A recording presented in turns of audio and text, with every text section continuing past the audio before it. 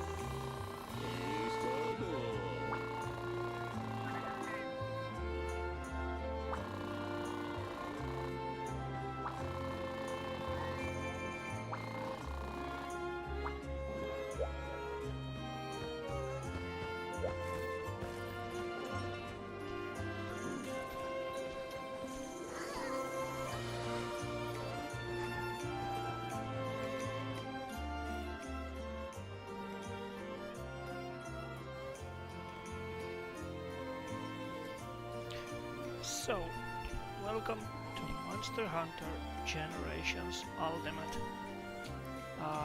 As you can already see, this is an older game. The original name for the game was Monster Hunter XX in Japan, and it was released on Nintendo 3DS back in 2018.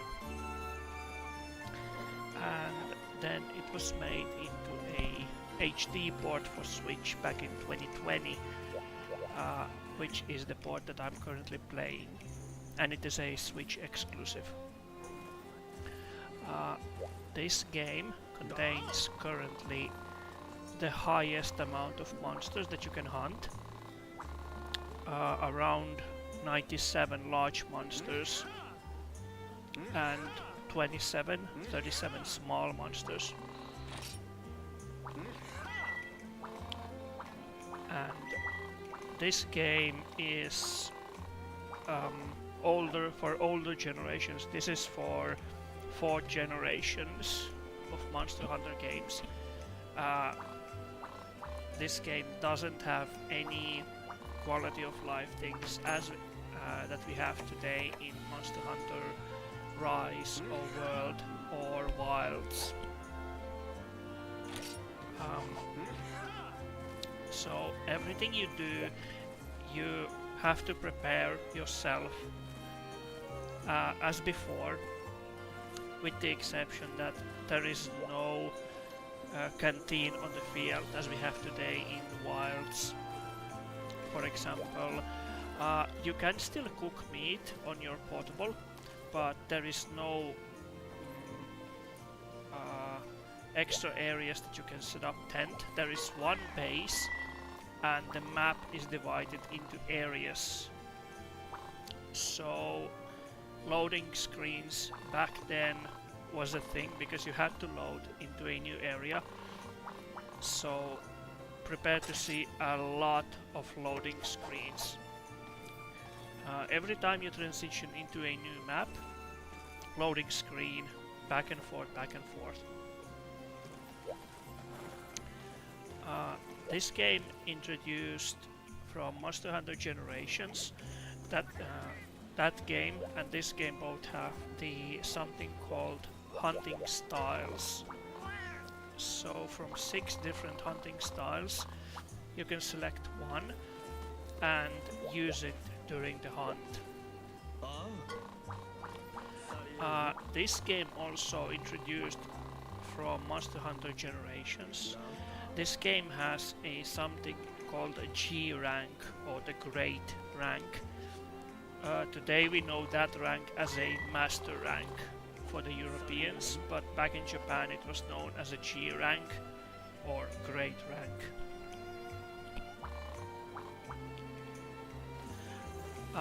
Paintball are a thing in these older games, so same applies here. So if you don't have a paintball with you, you can't see the monster, with the exception of something called a flying balloon that temporarily displays the monster on the field.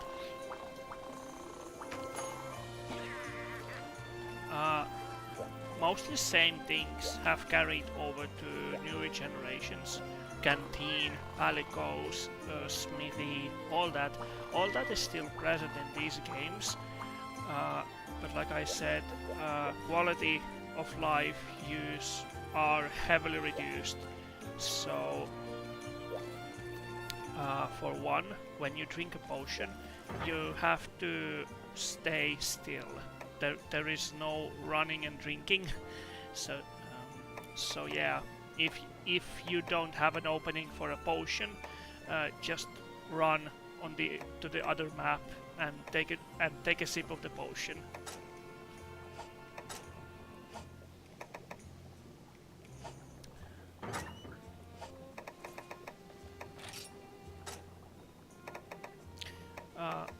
Same thing as before, we have our starting gears: greatsword, longsword, sword and shield, dual blades, hammer, hunting horn, lance, gun lance, switch axe, charge blade,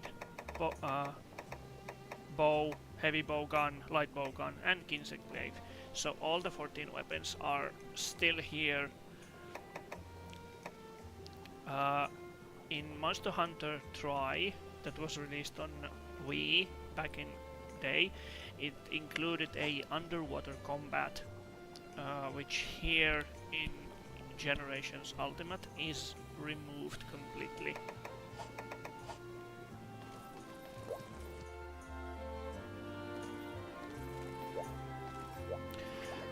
Also the quest system that we now have. We have the key quest, we have the optional quests. Back then, in older days so to say, you did not know what were the key quests. So if you don't know what you need to do in order to progress the ranks, then tough luck. Because the game won't tell you what you need to do in order to progress further and further in the game. Same thing as, for example, in Rise. You have a village quests and you have a hub quests. In order to progress the full story, you have to go online if you want to see the full game. All the hunts, all the extras, they are all in Grand Hub. You can play the game offline. You don't have to go online, but you have to go into the Hunter's Hub to progress the hunts.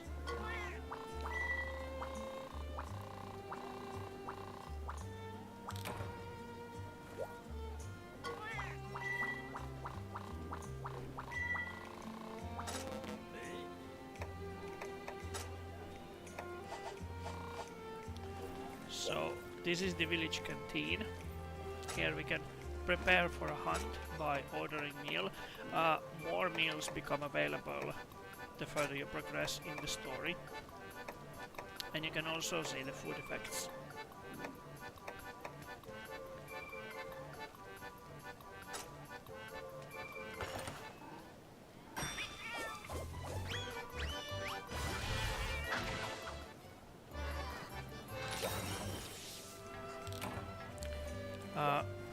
I think, in my opinion, this game also doesn't take it so much seriously, more seriously than the newer generations like Wilds and World. They are more story focused, like story in your face, so to say.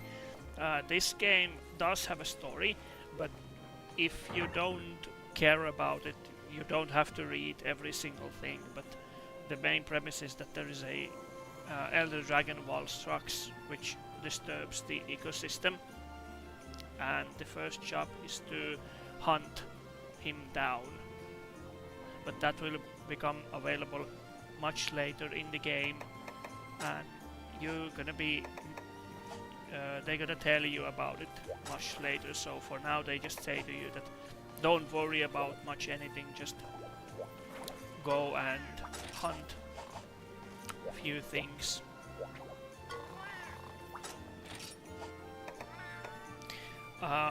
Back when this game was released, it included all of the bonus downloadable content, so it is highly recommended that players who are new to this game, Generations Ultimate, would claim all the contents, extra contents that the game has.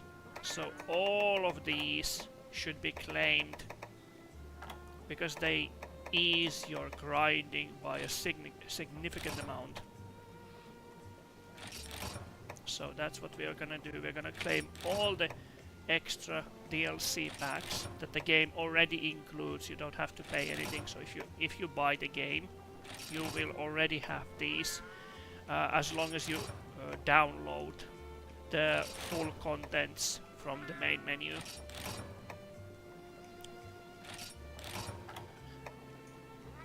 The game is super grind heavy, even much more grindier than the newer generations like Wilds and Rise. So for example, if you want to have the rarest items on a G rank, the plates and scales of the highest rarity, it might take you 1 hunt, it might take you 22 hunts in order to get everything.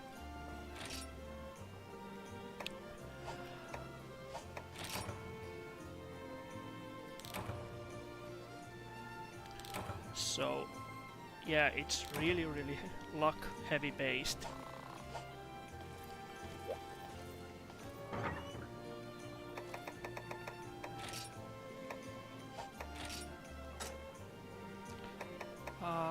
Let's go with the longsword for this one. The numbers you see on the weapons are really different. So for example, 60 on sword and shield is same as 60 on longsword and 60 on great sword.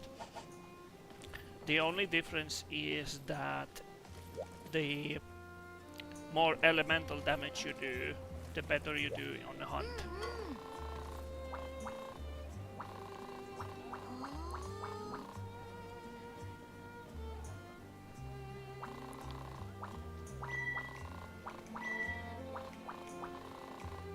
The game also features the previous villages from previous games.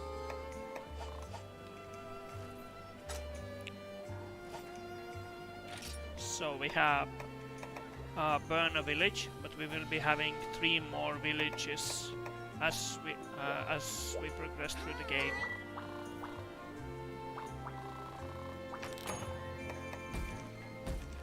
So as you can see, there are quests, but again the game does not tell you what quests are the key quests in order to progress through the story.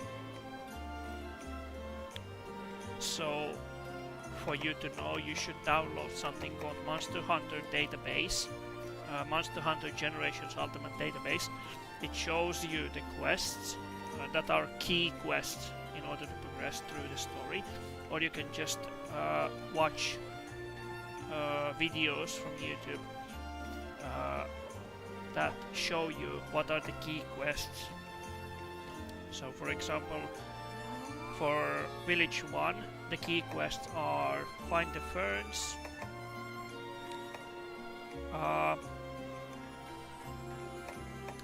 fungal hunt after this one. So we already eaten, so we can basically start the game immediately, or the hunt. Just gonna grab a couple of potions. Again, new games allowed us to mine and collect bones without tools, but in older games like this one, we needed to carry with us iron pickaxes and bug nets in order to get, for example, carpenter bark or flash bark or iron ore. All of these tools are needed for us in order so that we are able to get materials. So if you don't have the tools, you won't be getting any materials.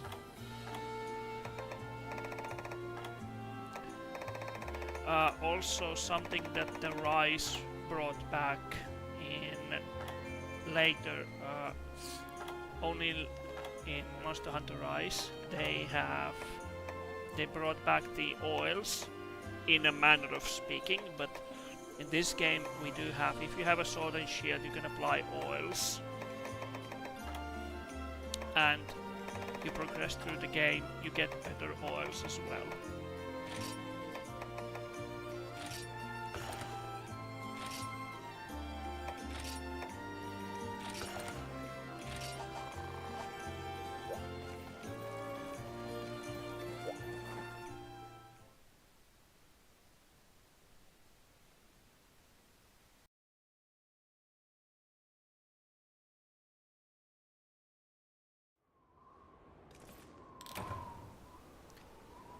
So at the start of every hunt, every player should take a piece of map with them, potions and rations, also paintballs. because they are valuable tools with you, especially the paintballs. So as you can see, the map is divided into areas, area 1, 2, 3, 4 and so on. It still retains, newer games still retains these same numbers, just in a little different format, but the numbers are still there with the regions.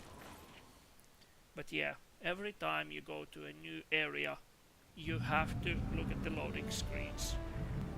There are tons of loading screens just because you have to traverse the map and move from map area to map area.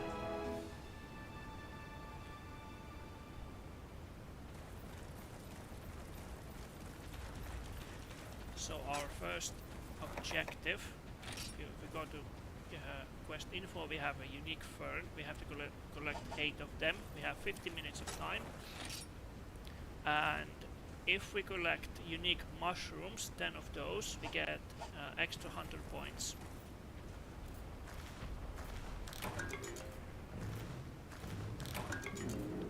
And even in collecting the herbs, the game is heavy on RNG. It might take you 5 minutes to get those ferns. It might take you 20 minutes to get those ferns. RNG in these older games is brutal.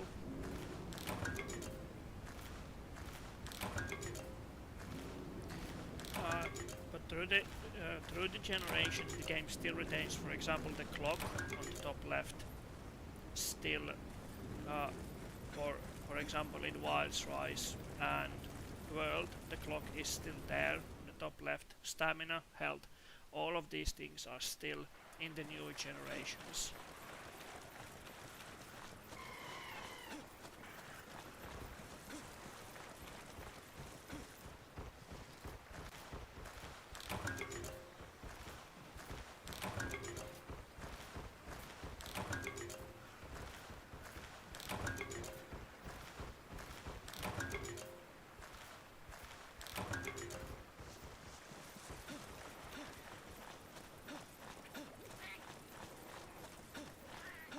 This game also allows you to play as a palico, provided you have one. So back in Rise, when Rise introduced palamutes and palicos, you could hire them to scout and to bring with you on a hunt. This game introduced a playable palico, same as Hunter. The exception is that the palico have much limited space and inventory, and palico cannot bring specific tools with them. But if you build your palico correctly, it can be even much stronger than a basic hunter with best gear.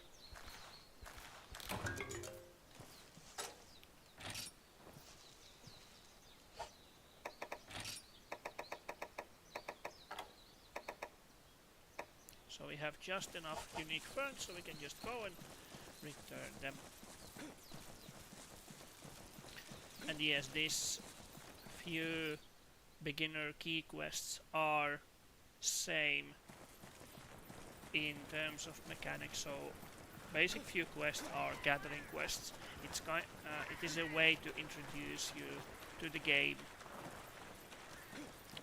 so you get to know how the game plays, what the buttons do, and overall mechanics of the game. Newer generations have the unlimited whetstone, so you can sharpen whatever, but we have to carry these with us. So if we didn't bring any, good luck hunting, and hope that the inventory box here have at least one.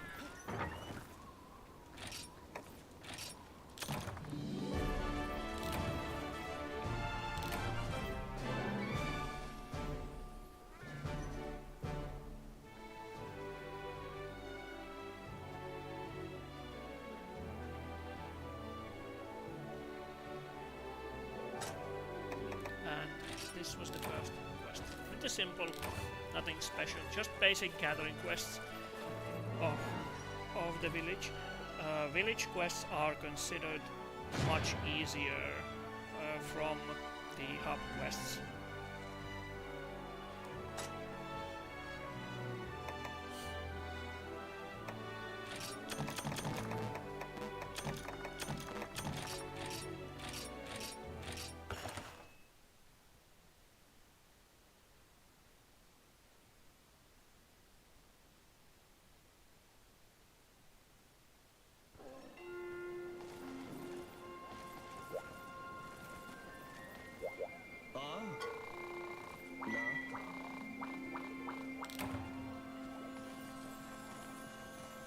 So now that we have a weapon, we should be able to pick a hunting style. So for example, for us it's Adept. Adept allows us to perform insta moves. It is difficult to pull off, but allows for devastating counterattacks. Also, what it doesn't tell you, or actually it does, Adept style is all about waiting until the last second to evade or guard your foe's attacks. So it allows us to basically perform a perfect evade just at the last moment of the attack.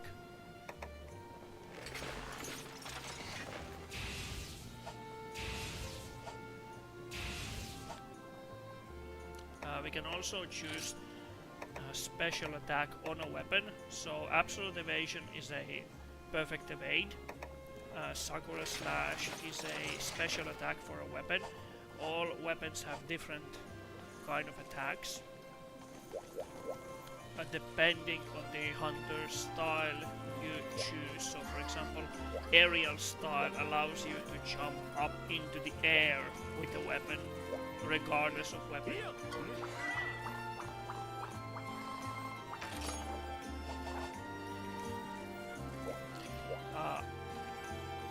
Difference from Monster Hunter Generations. The Generations Ultimate introduces two new hunter styles, which are Alchemy and Valor. Alchemy basically allows you to craft more potent potions on the fly from your hunting style. So here we have a new quest, which is a fungal hunt, which is one of the key quests.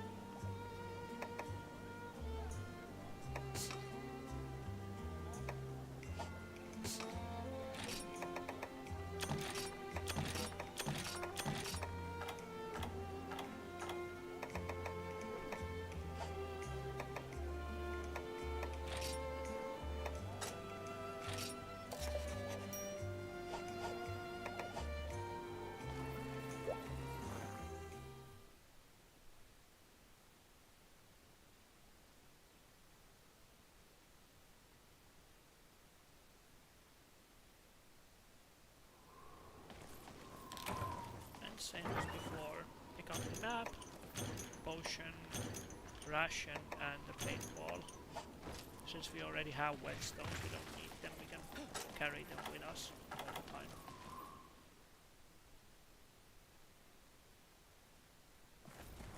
So this quest is the same as the previous one, but instead of flower ferns we just have to collect mushrooms.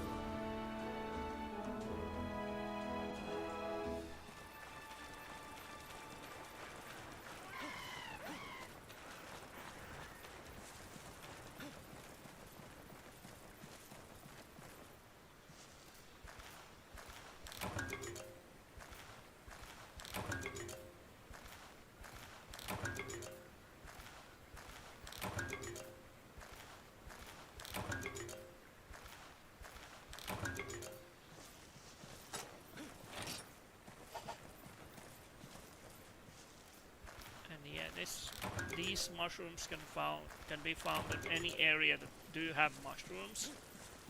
There are a couple of specific spots that have more higher chance to get the abyssal mushrooms than others,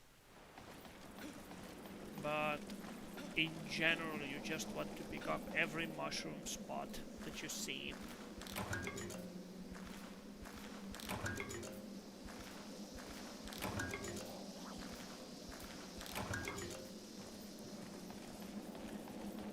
These rocks are ore rocks, so you can get iron ore, discs, whatever you need, and stones.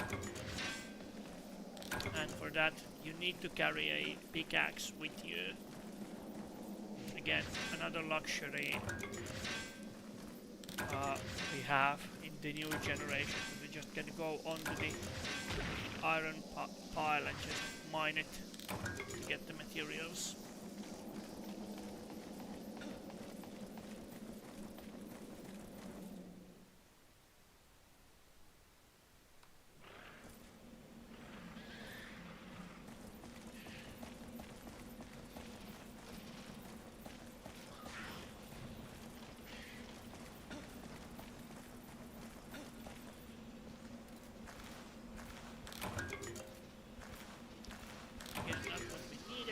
That's a unique mushroom, not an abyssal mushrooms, so we just have to continue the search and hope that we get some of these spots will yield some of the mushrooms that we need.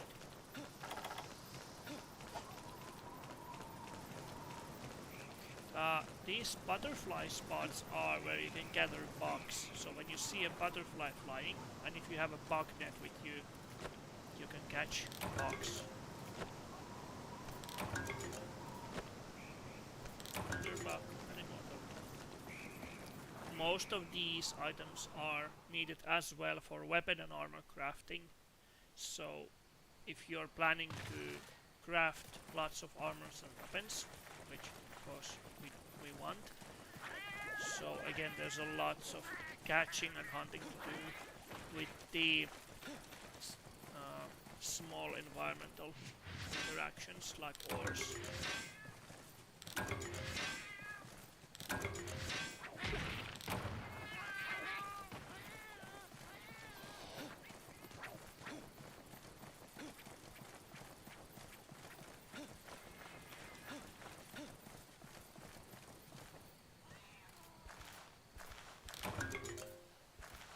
There's first one. So four more to go. It's unique. Again, unique, not what we needed.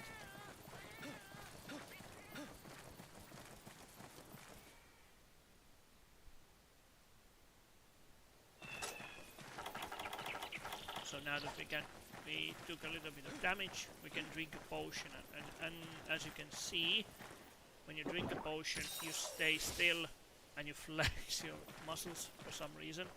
Comical relief, but this is one thing that is a quality of life improvement in the newer generations. You can just drink potion and run while you're drinking, but in older generation you have to find an opening for and time it correctly, so you drink a potion and you hopefully won't take damage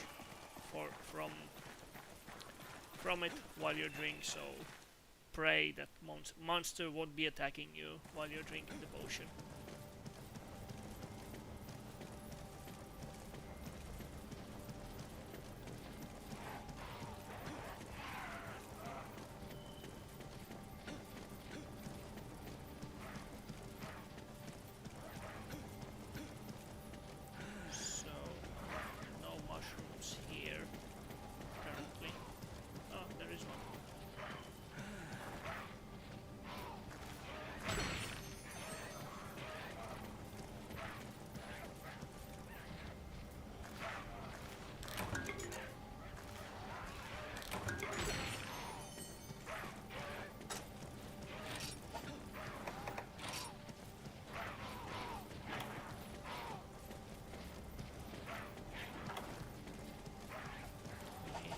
one more abyssal mushroom,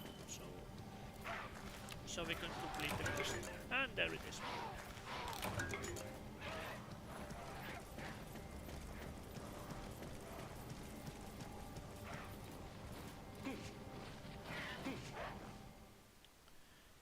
So yeah, my guess is that for the new people who would want to try this game, my advice is that prepare for lots and lots of loading screens, especially here when you transition from map area to map area. You're gonna see a loading screen every single time,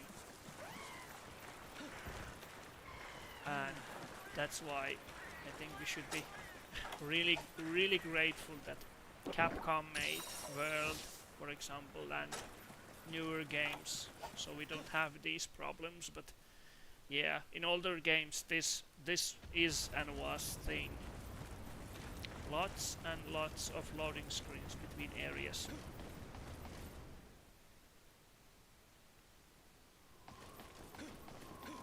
Delivery quests and gathering quests.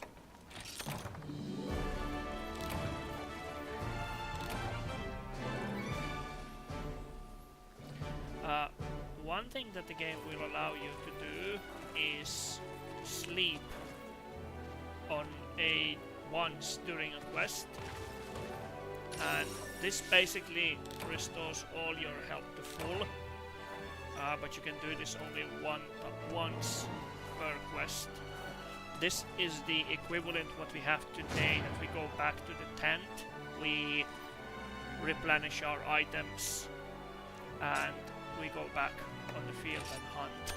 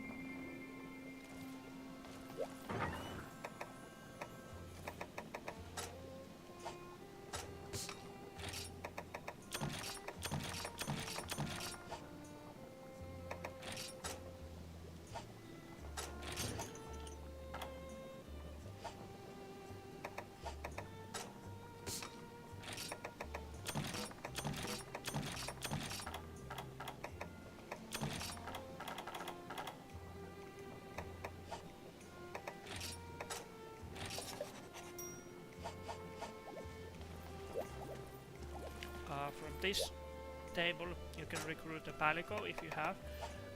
We don't currently have one yet, but we will be getting one. If you go here to the field, Palico Ranch, this is where you can start recruiting palicos and send them on the scouts so they can bring you items.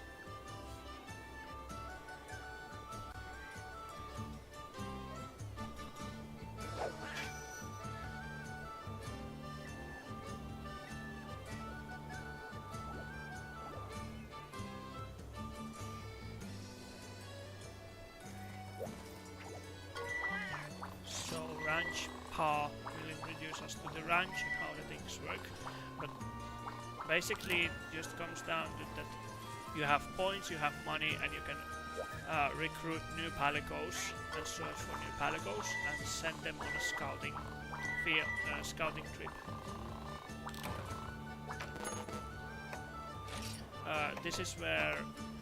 This is equivalent of Argosy back in World, Rise and Wilds. Except in Wilds we don't have Argosy, we have the farm from Nata, but in Rise and World we have the Argosy, and we can trade items with Neko here, so this is the equivalent of that.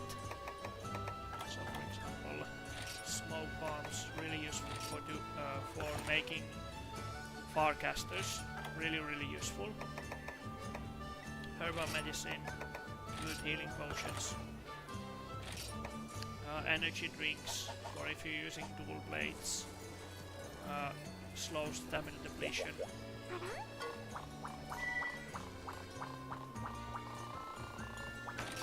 And then we have the lady here that can help us, Meowstress, that can help us to search for palicos. And she currently found one. Called Texas, yeah.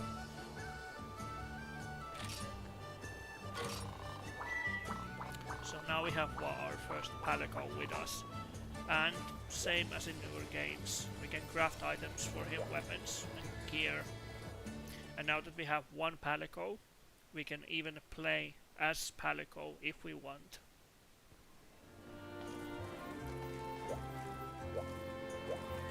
And again, before every hunt, we want to eat.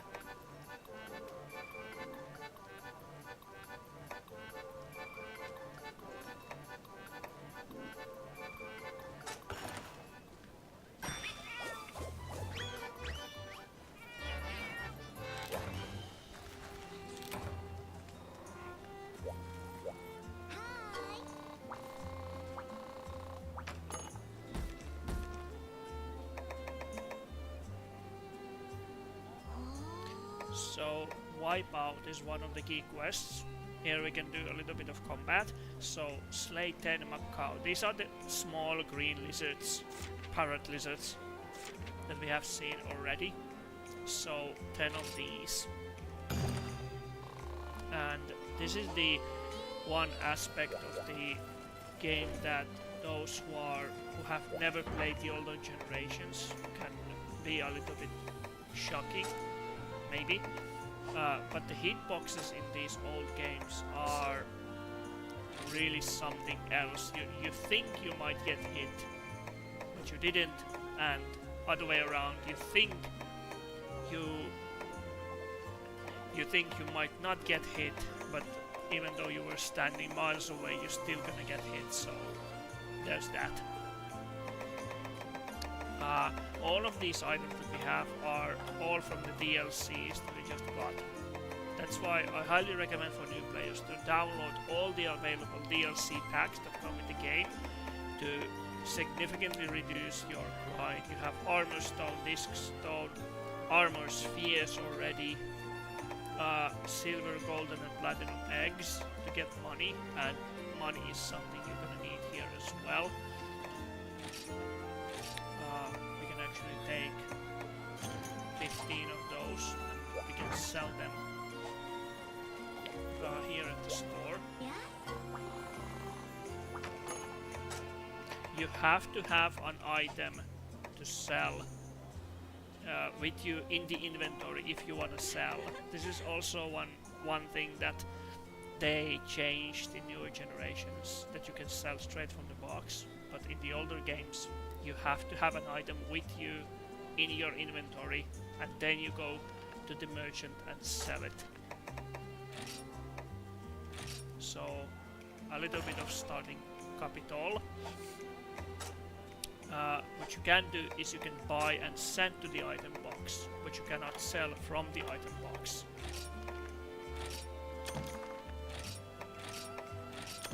Cool and hot drinks were introduced here in older games. In Monster Hunter World Iceborne, the cool and hot drinks were back, but abandoned since, except in Wilds, cool drink was back and hot drink for the ice area. And again paintball. If nothing else, the potion, map, whetstone, paintballs, all of those are important. So if you don't have paintballs, you're gonna be having a harder time to detect monsters. Sometimes you may see a balloon floating here. It changes areas, but there is a balloon floating, and if you're hunting a large monster, say like Glavenus or something, you can wave at the balloon and it will pinpoint the monster for you temporarily for like 10-20 seconds, so you can just rush there and hopefully, if you have a paintball, throw the paintball, because the paintball lasts for 10 10 minutes, 5 to 10 minutes at least. So we have to dispose how many of these? 10. So these guys are the Macaws, and this is the combat of the older generations. It's really clunky, slow, and you have to position yourself in order for you to hit.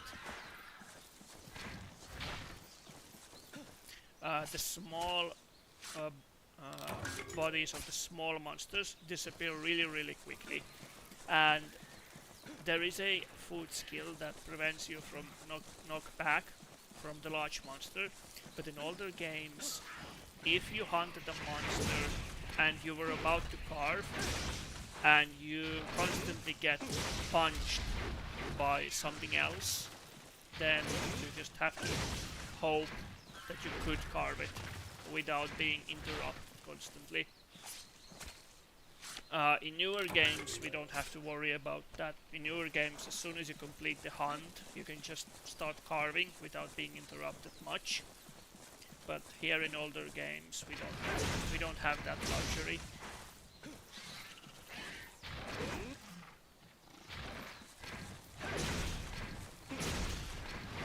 Really slow, really methodical.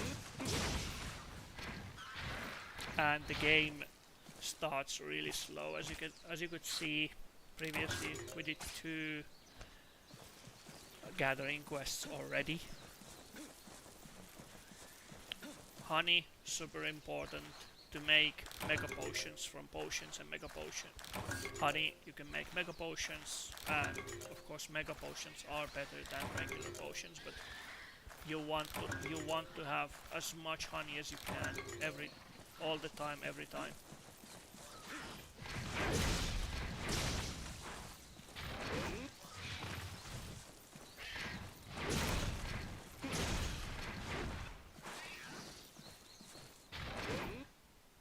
And yeah, this was also a thing.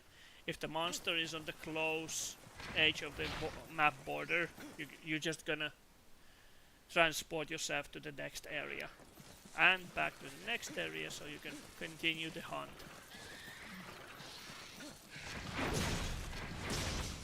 This may also be some new players especially annoying, especially if you don't like waiting or you don't like much loading screens. This can be a real annoyance.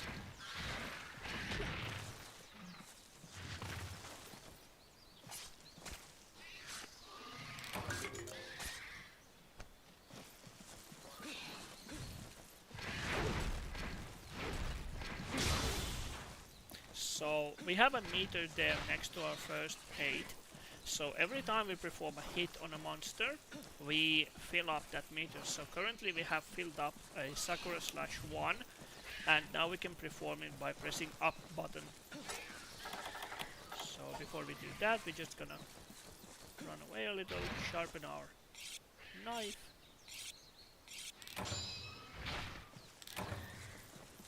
And we can perform it by pressing up. These moves don't have invulnerability frames, so you are vulnerable even when you do them. But they are powerful moves. They can deal lots of damage to a monster. So best way is to hack at monster until you have the full meter, and then just unleash the attack on the appropriate moment. So if you see that it's doing its rage attack, then you probably shouldn't do the special attack. Depending on what hunter style you have, you may have up to 3 different special attacks. So for example, the basic Valor form can have 3 special attacks. But for example, this style, the Adept style, can have only 1 attack active as of now. So I cannot take any more attacks than 1 if I'm playing as an Adept style.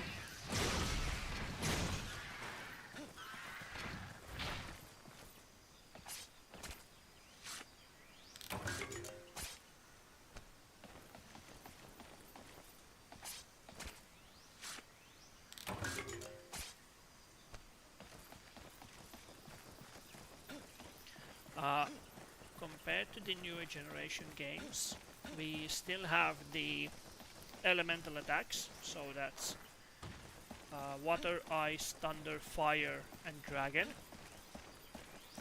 We also have the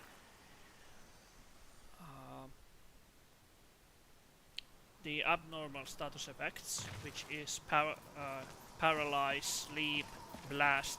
We have all those here, and compared to the newer generations, in these older games the elemental attacks are much more preferable than basic raw attacks. The game also does have an affinity system, so 5%, 10%, so on and so forth.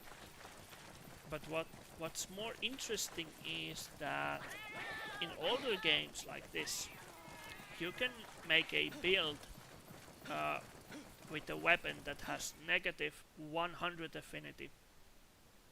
So what affinity is, it is a chance for you to deal critical damage.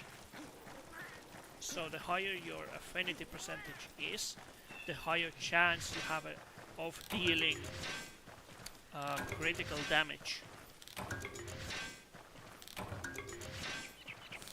And because game doesn't show you any kind of numbers or anything, what it comes down to is interpreting the colors of strikes. So for example, if you were to hit large monster on a head, you might get a yellow X spark visible when you hit the monster. That's how you know you hit it a weak spot, and when the camera shakes on top of that, that's how you know you deal a critical damage. So again, these older games, nowadays it's much easier to gather the information, but these older games rely heavily on the wiki.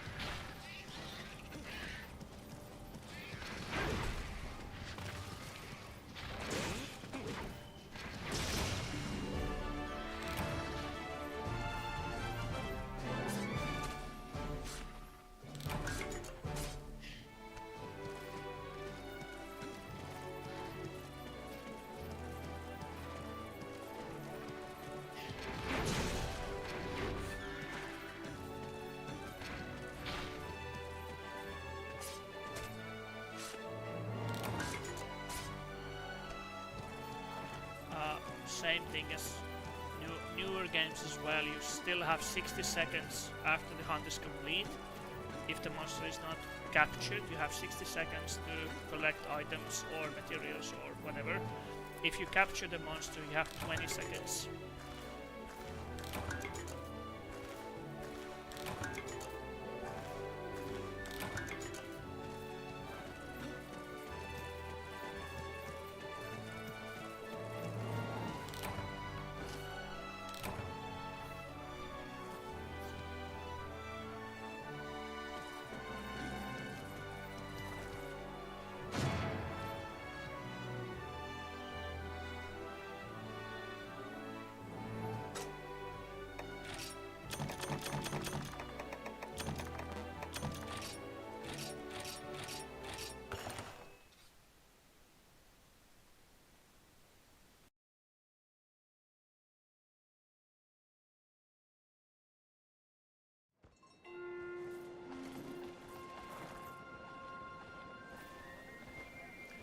So now that we have done a few quests, the village elder has a red bubble on top of him, indicating that he has either new information on key quests or he has an urgent quest for us.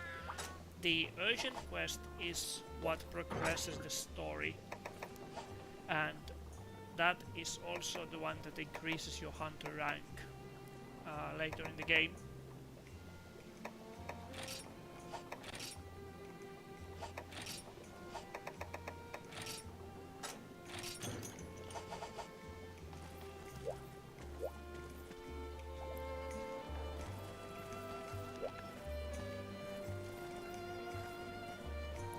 So now that you know how the base game works, I'm gonna show you what it looks like when you have collected a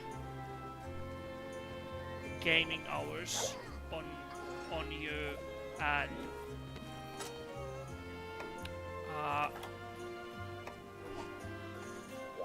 what it looks like to have something sort of an end game here. This basically trainer explains what the styles do. As I mentioned before, there are 6 different styles. We are currently on Adept, and in my opinion, Adept is a little bit beginner friendly, since you can perform a perfect evade if you dodge on time.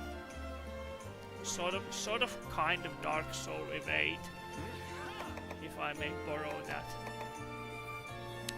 Guild style is the most basic style. In it you can carry 2 Hunter Arts, so those are the special attacks.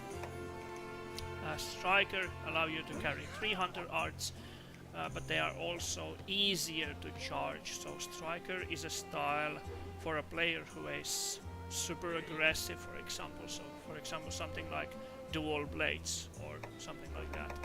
And the new styles which are introduced in Generations Ultimate are Valor and Alchemy.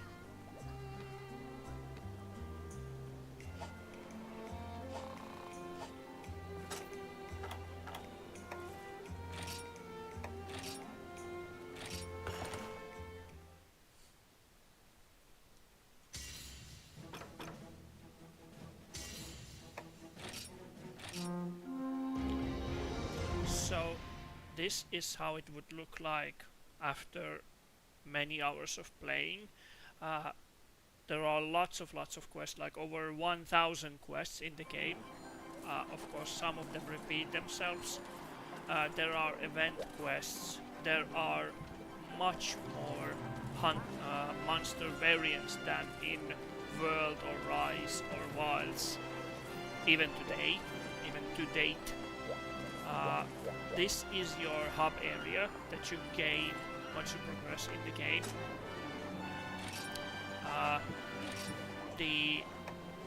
You gain access to older villages like Poke, Yokomo and Kokoto. These are from the older games. So for example, Poke Village is, if you have played Monster Hunter Freedom Unite or Freedom, the Poke Village is from there. If you have played Monster Hunter 4, was it? Kokoto Village is there. No, sorry, Yukumo Village is from there.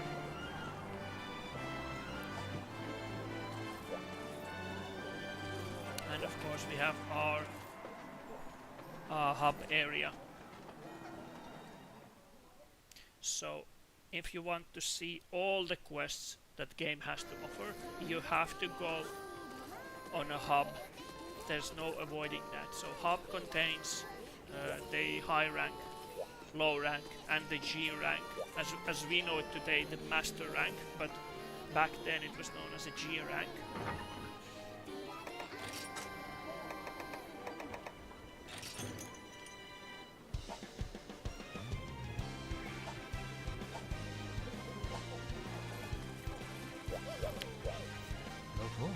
And here we have lots of quests. We have special permits, we have Azuros, we have different kind of hermit house, and the G rank, which is the most difficult rank in this game, and probably more difficult rank to date. There are events, lots of events, yield different rewards. You can even do talisman farming. We have Silver Rathalos, we have Devil Jaw, we have Malfestio, Rathalos. These golden arrows that are blinking means that it is something of a tempered version. Misutsune, Lavasiot, Shagarumagala, Teostra. Elder dragons are like they hit like a truck. In this game they really hit like a truck, so if you're not prepared, they're gonna hand your head on a silver platter. Uh, I'm currently using the Sword and Shield build, which is one of the more better ones, because this is, if I remember correctly, this is the Paralyze build. Yes, it is. It has an attack of 306, but Elemental is only 39 Paralyze. But since this game scales damage and abnormal statuses differently, the 39 is really good. It could be better, but it is good. So, for example, we have 2 bunny buddies. We have sandfish. We have a mountain, which also is in Wilds and Monster Hunter Rise.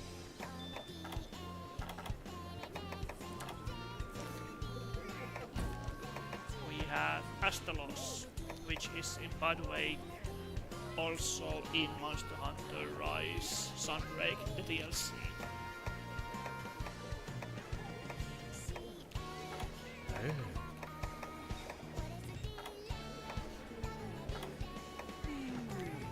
We have Uragan, we have Najarala. This is a paralyzed snake, and it's actually really cool, so we can go and do that.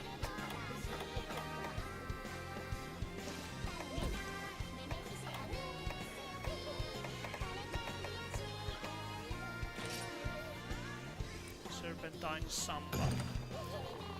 And yeah, since we do not have luxury of replenishing our items, so everything we take now to the hunt is what we get. So we gonna ration our items, we have to ration our food if the hunt is prolonged, and we want to choose something that benefits us in terms of food.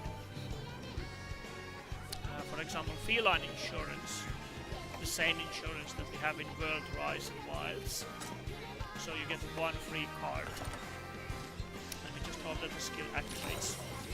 Hearty meal and insurance activated. Good. So now we can go on a hunt. So this is a hub quest on a high rank. And same thing as before, we want to pick up the map, potion and paintballs. And we were placed on a different area. Same can happen in the world. Sometimes when you ride on that flying thingy, it can drop you down somewhere else, especially on the high and master ranks. So same thing applies here. Now we just need to find, and there it is. So first things what we want to do is throw a paintball at it. This will mark the monster, so for about 5 to 10 minutes. Now it will appear on a pink dot on the map.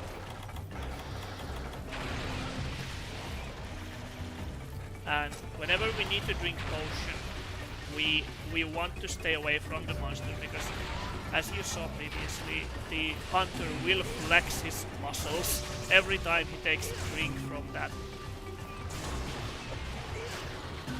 So I'm currently playing Adept Hunter style with the Chaos Oil.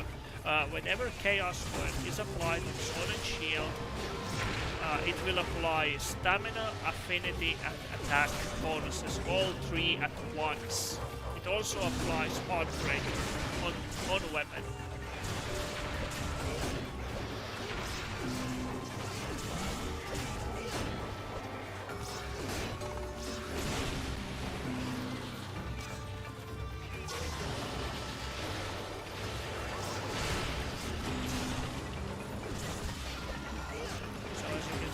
Even the movement with Sword and Shield is kind of slow compared to new generation games.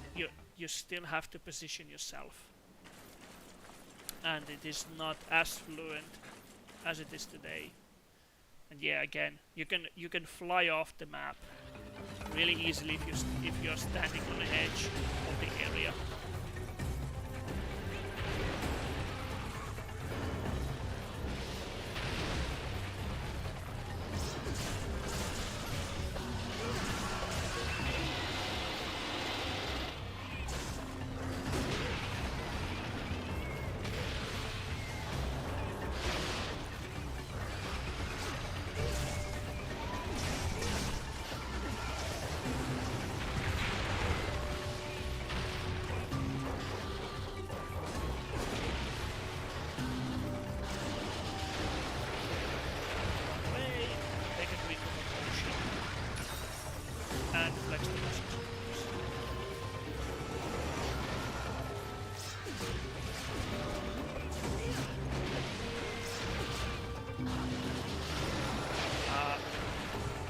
Animation cancelling in this game is much more difficult than it is in newer games, because once you start the attack animation, you basically have to commit to it.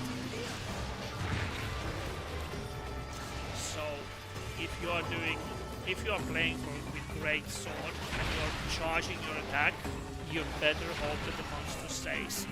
Because if you release the button, it's much more difficult to cancel out of it than it is to start the attack.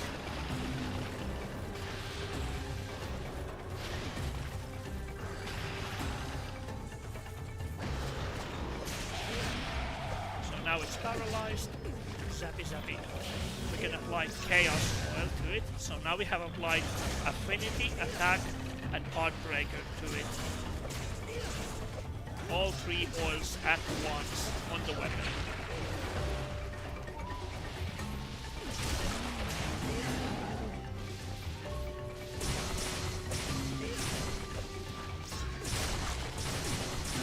So those yellow rounds that were sparkling from the weapon, that's a critical attack on the head. That's how you know that you are doing more damage. Sharpen.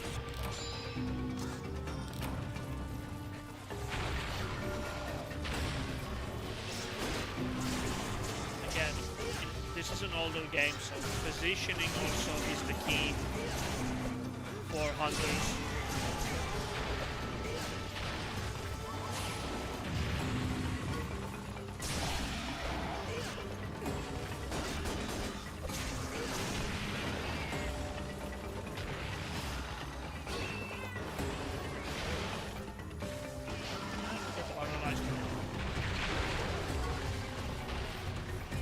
In older games as well, it is much more difficult to get out of stun lock if you get into the stun motion from a monster, if you get in a bad situation,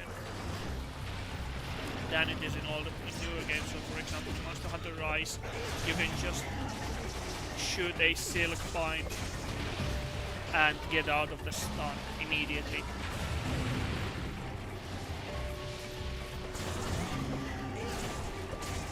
Have the chaos work a little bit, so we're gonna take advantage of that. We can also apply additional oil on top of this. I currently have it in my next set. I probably have. So where are you going? Here. So as you can see, it's still visible on the map as a pink dot, but if you don't have paintballs, you can have a difficult time locating the monster. Sometimes it's visible from the ground. For example, if it burrows itself, you can see where it is going.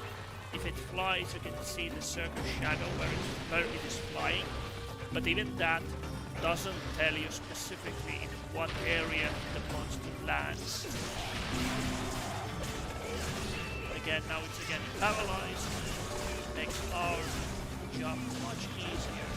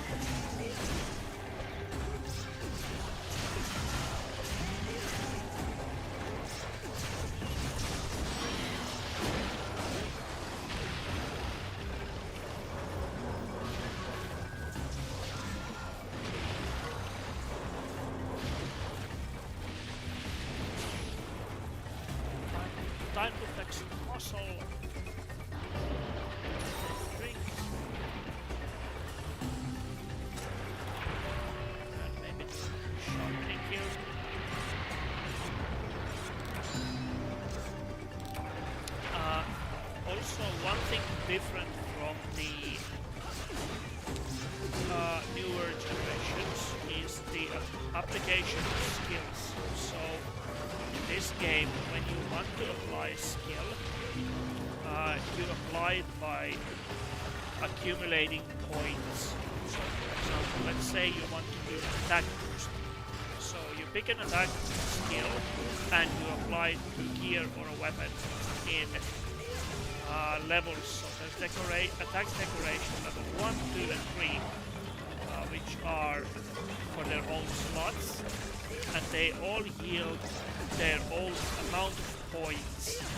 And in order for skill to become active, you have to invest 10 points into that said skill. So if you want to have, for example, attack boost, nowadays we can just pick an armor or a weapon that has that skill and it will automatically apply 1 point of attack boost, which can increase our attack by 5, let's say, right?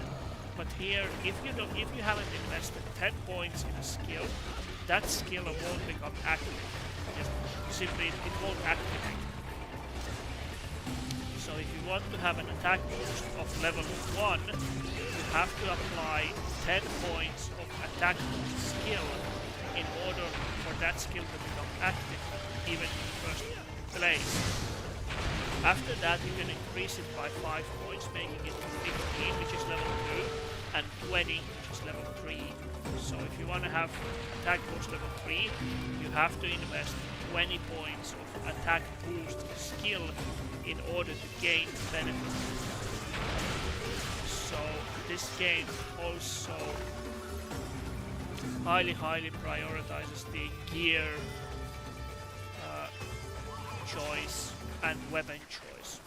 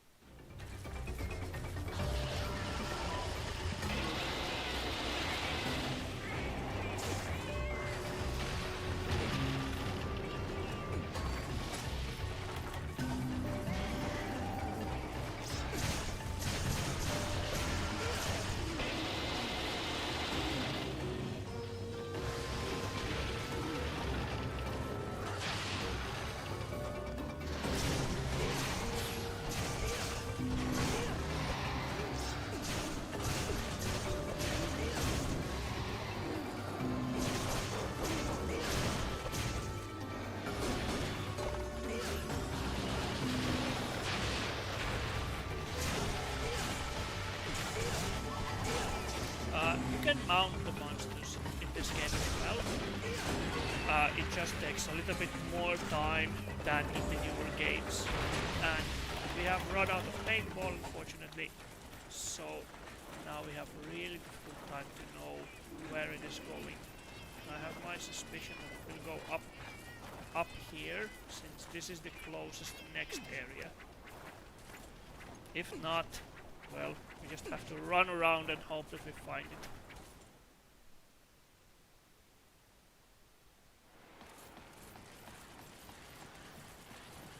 Nope, not here. Did it go here? So yeah, this is why you want to carry paintballs with you all the time, as much as possible. You can take 10 paintballs at a time, and of course you need to craft them. And if you don't remember to paint them regularly, this happens. You just don't have any idea where it went. May also be here.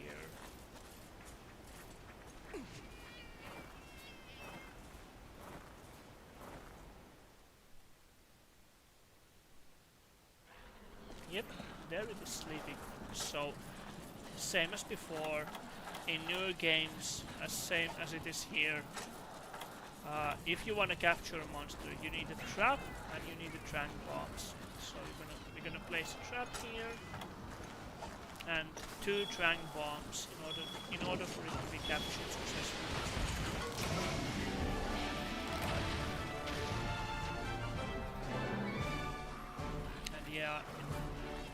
my personal opinion is that there are much more cooler monsters in this game, even though this game is older. But this was a Najarala, a huge ass snake that we don't see in the newer games. Not, I don't know what they have planned for Monster Hunter Wilds DLC,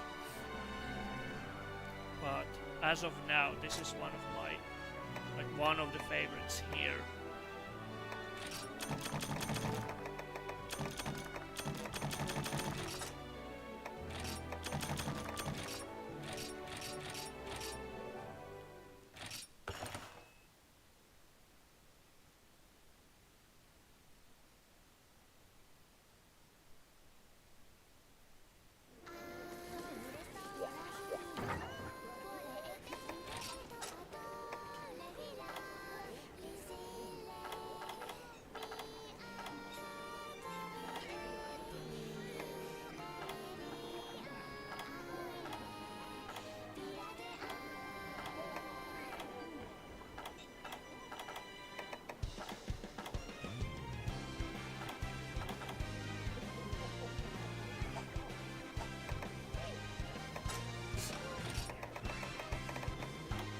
Probably gonna need some oils in the weapon, so we can choose destroy oil, stamina oil, affinity oil. This one increases attacks.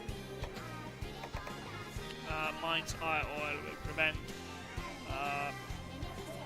weapon bouncing when you hit monsters' hard parts.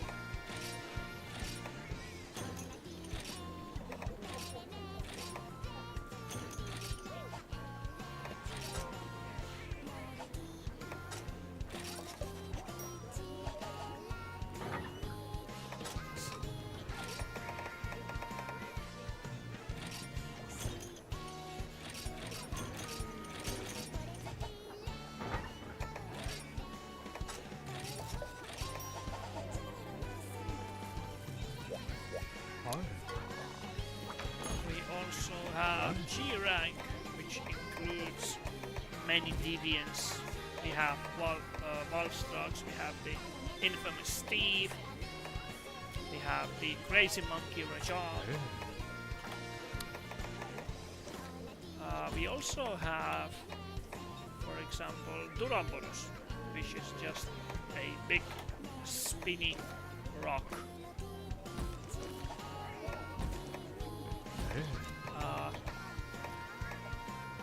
Malfestio is a owl, also really cool looking owl, I think it is. Blancoga was a returning monster in Monster Hunter Wilds. Royal Ludroth was introduced in Monster Hunter Rise. It was returning monster there, but it was already in older generations. Furious Rajangs, also Rajang returned in Monster Hunter World. Then it was again returned in Monster Hunter Rise. Gold and Silver, Rathian and Rathalos were introduced back in Monster Hunter World. Iceborne in Master Rank, they were already here. Camilius was back in Monster Hunter Rise. So yeah, there were lots of variants of monsters in older games, way before the new generations.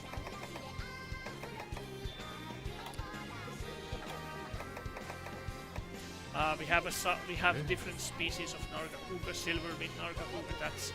That's one that can turn itself invisible. Actually, really cool. Deals tons of damage, but it's really cool looking. Tetsukabra, for those of you who don't know, if you have played Monster Hunter Rise and you go in the first village, you go into the hub area and there's an elder sitting on a tiny monster with his fishing rod, like teasing it to grab the piece of meat. That is baby Tetsukabra. And it will grow into a adult Tetsukabra.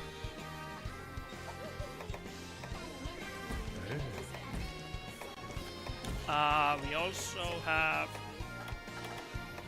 where is it? We have of course Alatrion. Alatrion first returned in Monster Hunter World Iceborne, and they made him into a gimmick fight. I actually made a guide video. That was my first guide video on my channel, how to beat Alatrion if you don't know. Here Alatrion is just a basic fight. Just use whatever you have. Akantor is a huge ass monster. A huge Fatalis, of course.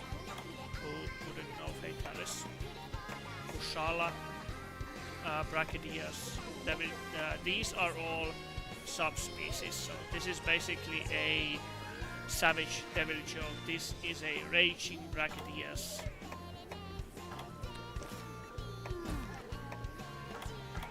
We have Celta's Queen and Celtas. These are really cool looking.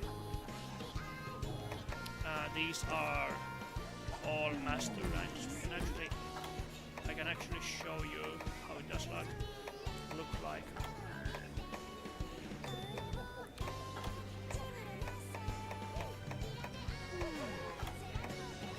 These are all tempered species. So Celta's Queen and Celtas, they are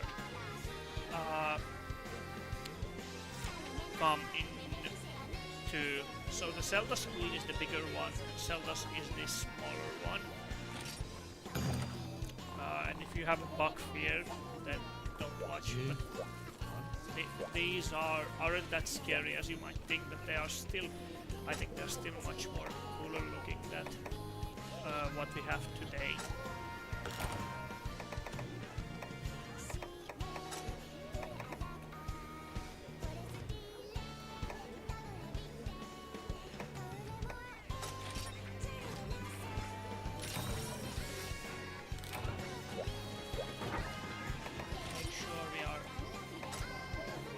Properly prepared, so we have our paintballs, life powder, affinity oils, fang bombs, power armor charms, max potions, stones, drinks, all of that. We have to have those, otherwise we will be having a trouble beating these two. Unassailable Celta's Queen.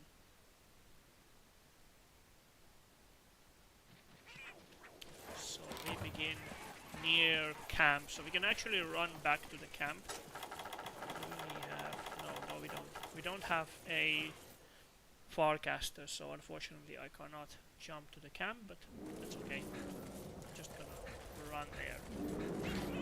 The reason is why am I running back to the camp is because I want to have the extra items that they put in the chest, and especially the map piece. If nothing else, the map helps tremendously. When we paintball the monster and when it moves its location, it makes our job easier to find it, so we don't have to run around that much searching for it in where did it go, in what area. We also might spot the hunter balloon. If we do, we can wave at it, and then it will show us where the monster is located. So there's the hunter balloon.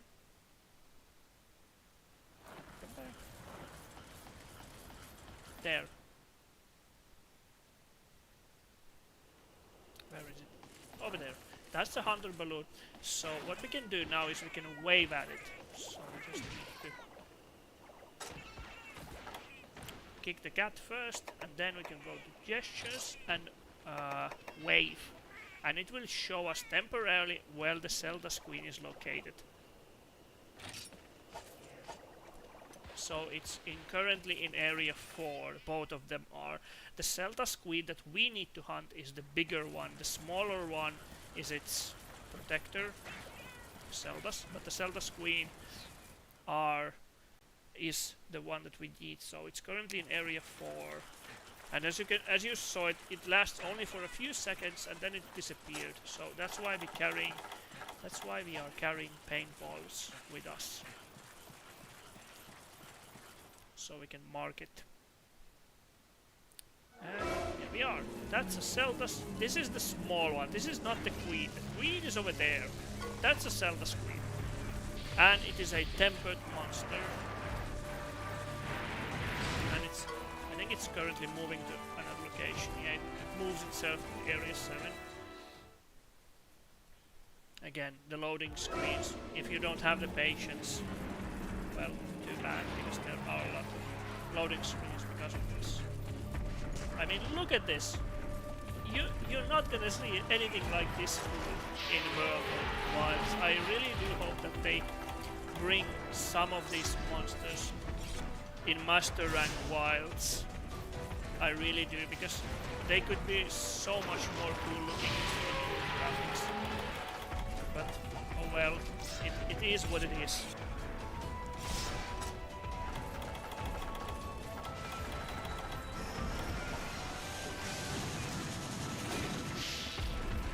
So we only need to hunt this big fella here in the Zelda screen. We can ignore the smaller one.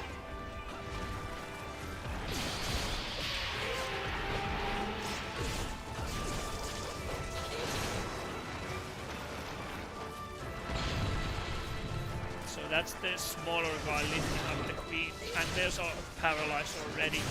Some monsters are much more easily paralyzable than others.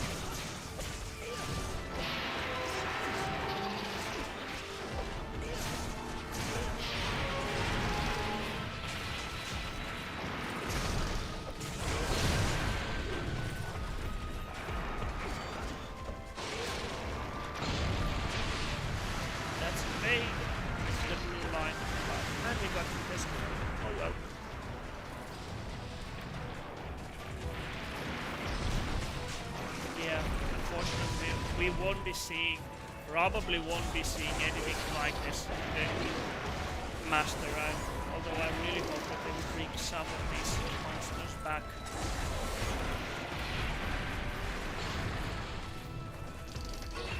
Or something like Ketchawacha or the Owl. Those would be really cool, like something like Ketchawacha in the forest area would be really cool, because it really suits that place.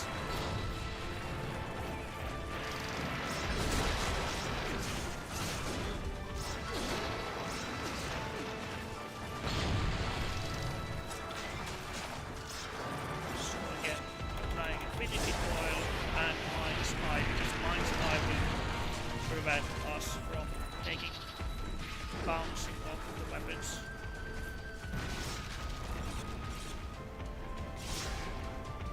As you can see, I have to run away if I want to take a drink from the potion. I have to position myself so that I hopefully won't be taking any damage. Well, there goes that plan. So yeah, these older games are really something else. That's why one of the comments that many players see and many players say that these newer games are too easy, and of course players learn, they adapt, they get better every time, that's obvious, but one of the reasons why they may feel easier is because some of us grew with these older games, and these are much harder because of the things that we did not have, like quality of life, like the potion drinking, the tents that you can access every time, whenever you want, and all of that. That's why they may feel easier.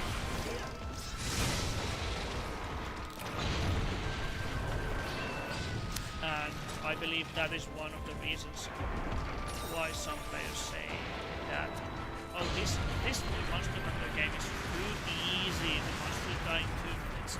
Yes, but Monster Hunter Wilds was released, it was easy. The monsters really did die in 2 minutes because the game was improperly balanced. It was not finished.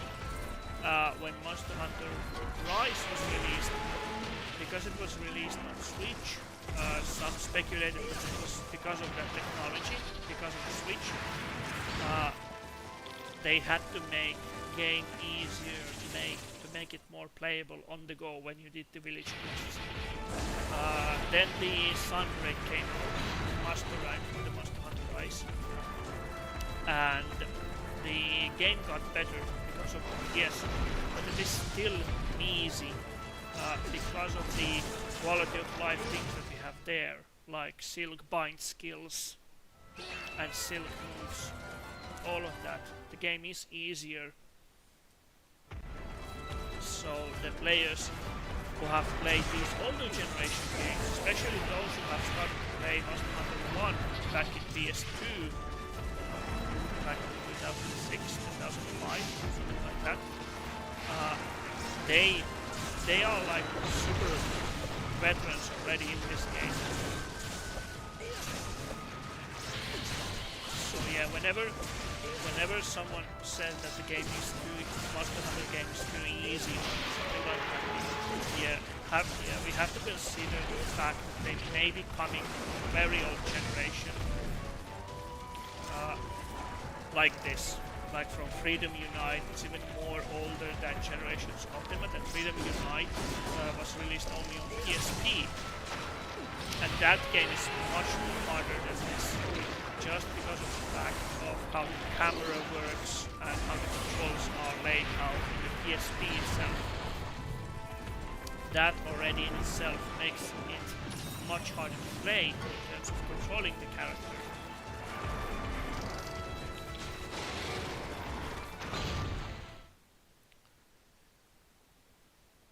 Oh great, and you back to the old area.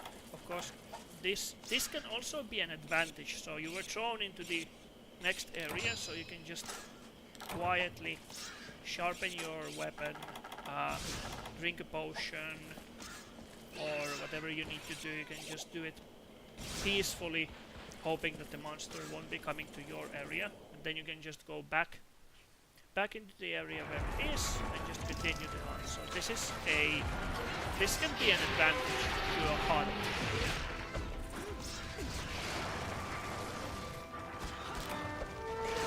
Supplies have arrived. So these supplies are in our tent chest where we picked up the map. So Palicos have given some supplies there. So if we wanted, we could run back to the tent and pick them up. Currently we are not in a hurry to do that. There we go.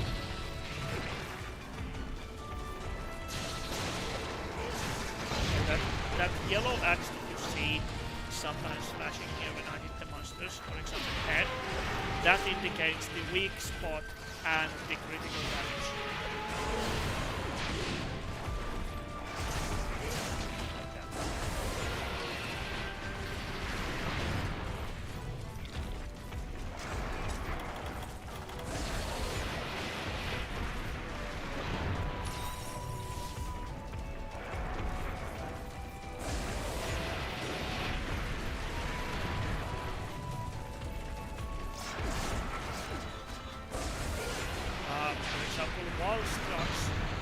Which was introduced in Monster Hunter Rise as a returning monster, was, I believe, first introduced here in Monster Hunter Generations Ultimate, but it was returning monster in Monster Hunter Rise.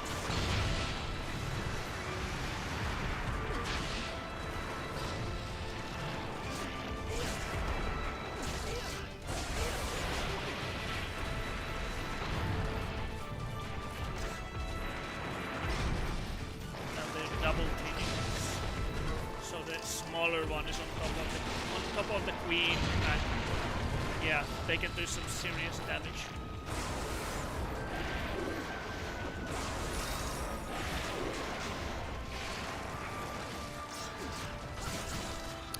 There is sort of a final final story monster in this game. I'm not gonna show it just because I didn't want to spoil it. It is a super cool. There is, I believe, some lore that in Monster Hunter Rise, when the hunters implemented the silkbind skills, the strings that the silks use, it is some sort of an implication that they learned that or implemented that same material from this monster that is final monster in this game. Because that monster uses the same silk that itself does to control machine, a huge spider machine that it digs up underground and uses it as a weapon. So there is a lore implication that it might be the same material that the hunters in Kamura village use for the hunters. Do I have? Yes, I have. I have well done steak. So it's much stamina in the cleaners.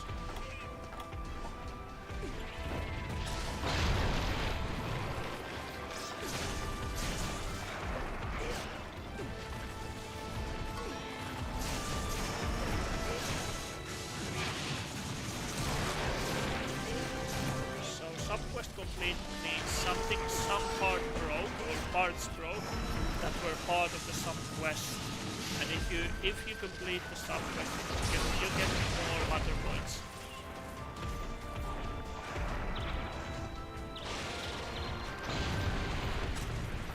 But yeah, I still think that it's really shame that some of these monsters were never made back into the new generation, like World Rise or Rise. Again, we still don't know what the Monster Hunter Wilds DLC gonna keep inside of it in the Master Rank, but I doubt they're gonna be bringing any cool returning monsters. I think they're gonna bring either something really new or they're gonna return some of the previous old ones from Rise or World. That's just my guess.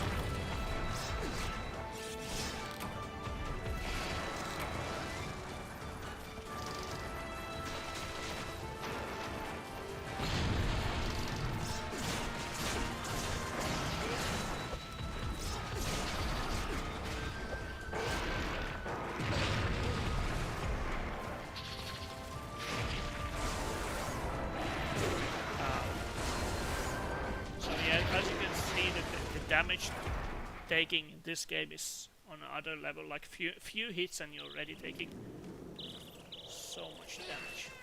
Again, we're gonna use this to our advantage. Moving into the next area will allow us to take potions just at our own pace.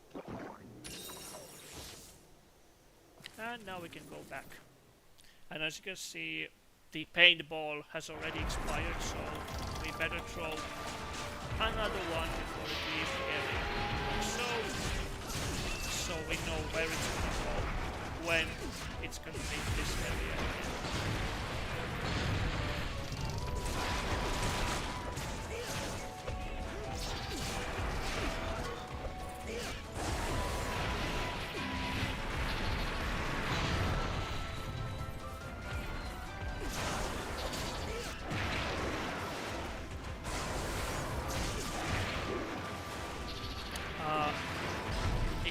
Of new players, if you think like what weapon should I use in this game, because the controls are much different and more stiff than in the newer games, I would suggest either, well, the choices of course the players, I would suggest either a sword and shield with long sword or something like dual blades, just because of the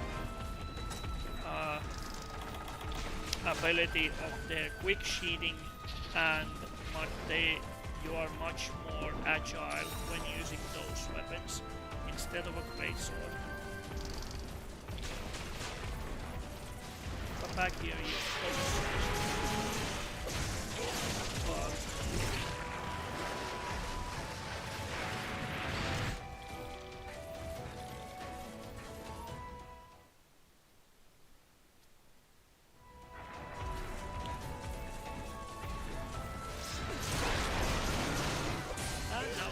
Paralyzed thanks to our sword and shield build that I made a long time ago.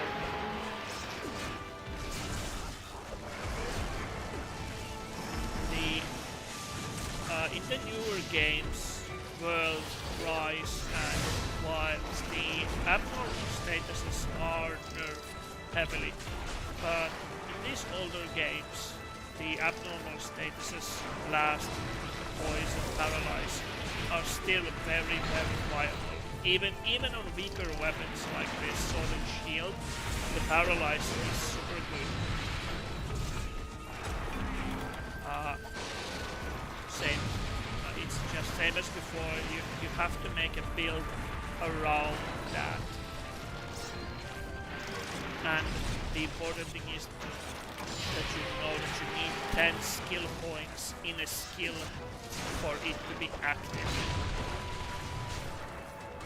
So you have to choose your gear and decorations based on the skills that you want to have active.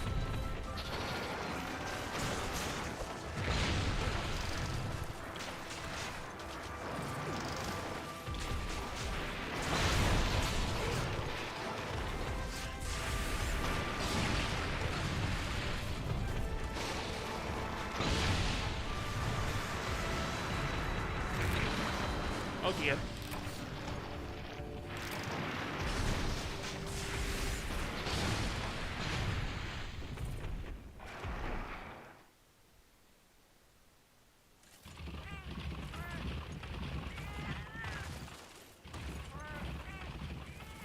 Let's see what supplies they brought.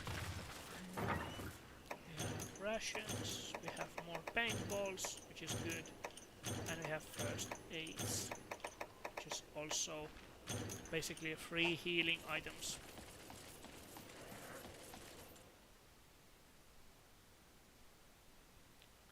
So yeah, no palamute, no sacred to carry you to the monster. You have to run there with your own 2 feet, and if you didn't paintball the monster, and if it did leave the area, for example, if that would have left the area 4, we would have a much more difficult time to find it. So paintballs are really important here.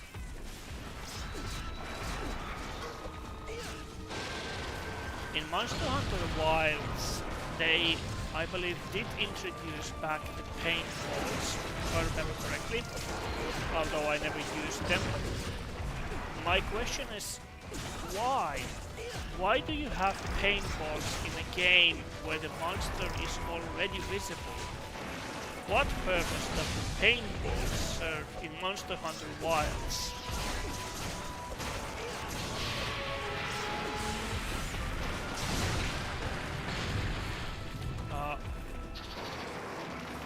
I would say I think they don't serve any purpose at all in Monster Hunter Wilds, because you can see the monster already at the map almost immediately. Once you found it, it's visible all the time. So why have paintballs in that game?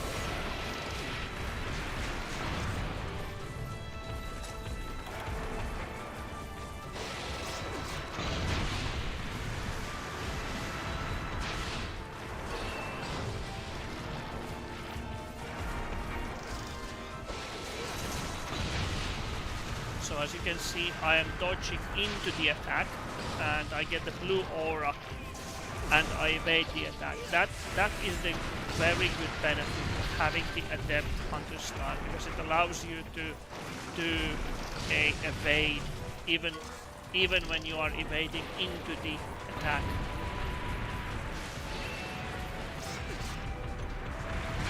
Like so. It does have a small cooldown, so you cannot spam it. But if you have a quick weapon like sword and shield, that will allow you to perform the evade much more quicker than if you would have a heavy weapon like great sword. There's a small guy. Hey, we're not interested in him. We want the Zelda's queen, the big fella here.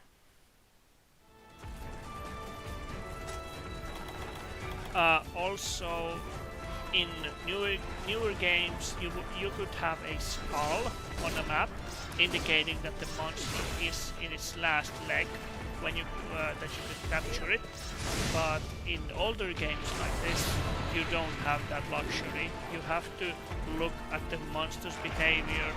You have to look how it walks, or does it go back to its nest. If it goes back to its nest sleeping, then you know for certainly that it is ready for capture. But other than that, you just have to look for the visual indicators.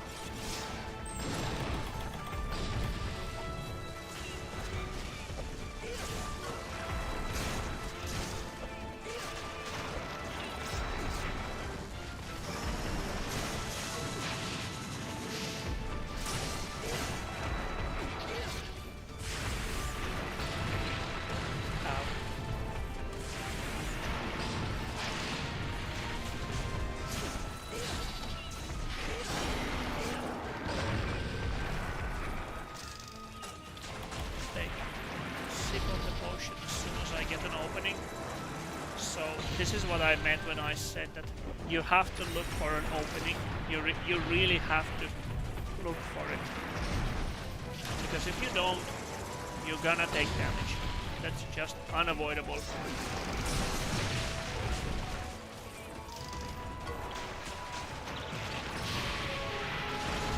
Come here.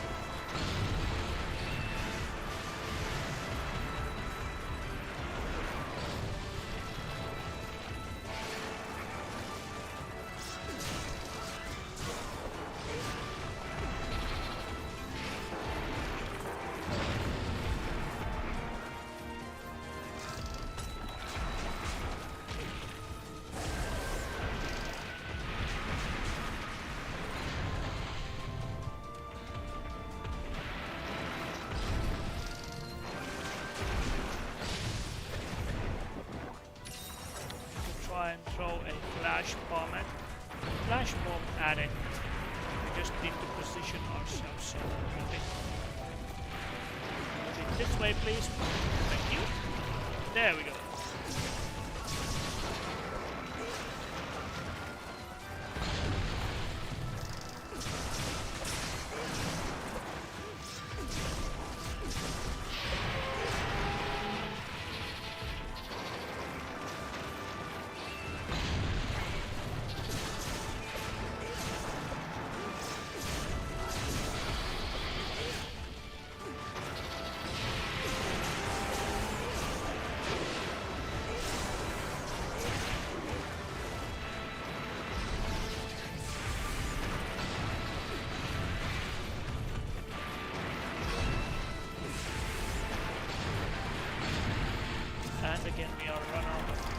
paintball, so we better go and get another one.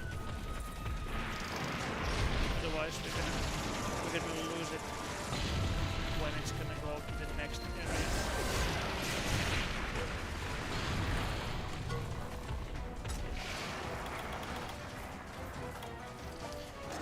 And this is, by the way, high rank. This is the high rank hunt, and as you can see, I'm still taking damage with almost end game gear. So this gear would be equivalent to something of a maybe Alatreon or something of those sorts. And this is a high rank hunt. So the damage difference between newer generation games and these older is very, very noticeable. That's why in older games here, as I said before, the preparation is more and more important than it is in newer generations. There's our paralyze. Good. We can apply chaos oil. Oh, and if you get interrupted during your special attack, you're just gonna lose your special attack and you have to refill the bar again, so again. Placing.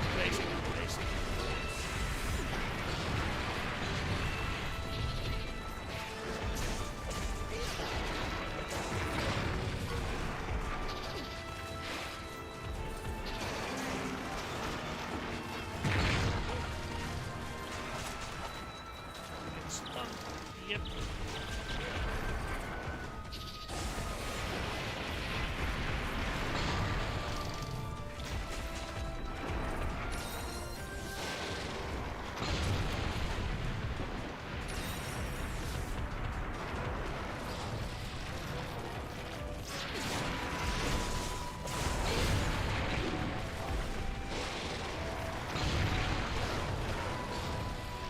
So it's almost 25 minutes into the hunt, and we are still not done with this fella.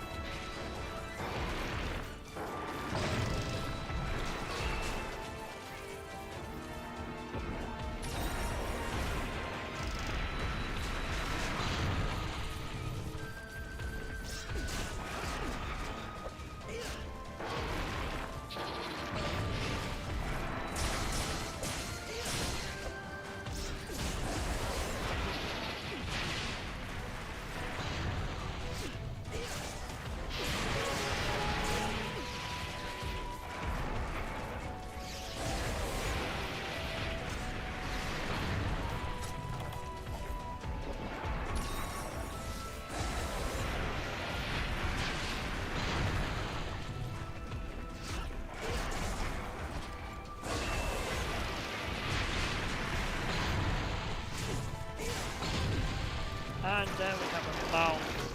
So mount works a little bit different, but still almost the same. So you have to hold on, and when the skull, that meter turns red, you can hack at it. And when it turns orange and red, you have to hold on. A more simplified mechanic from what it is in Monster Hunter World, but it is still simple.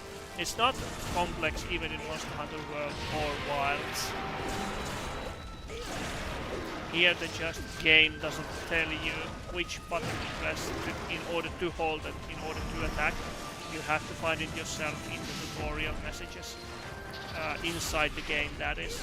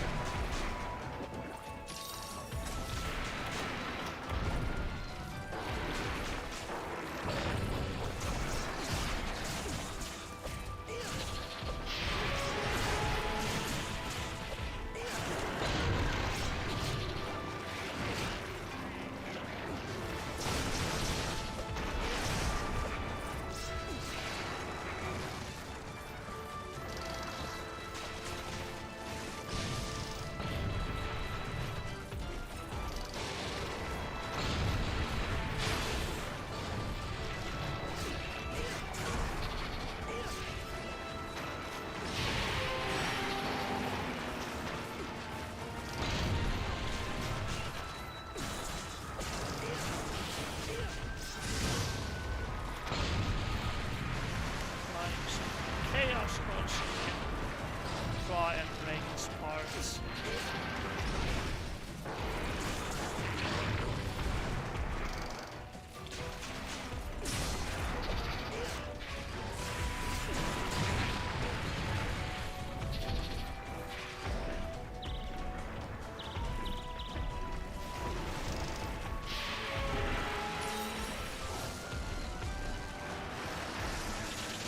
Now it's changing its place again.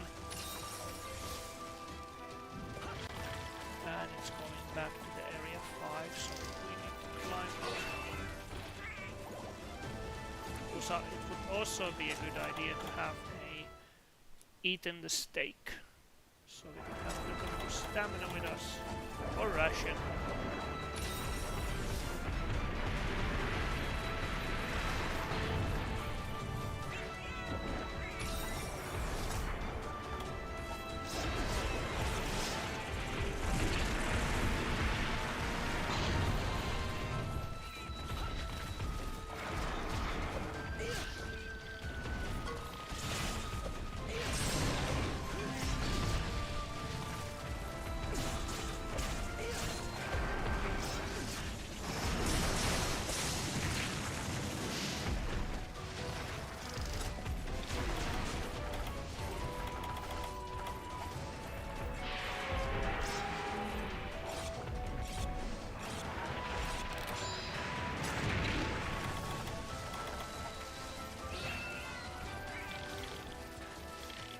Where did it go? Where did that big fellow go? Oh, back to the area 8.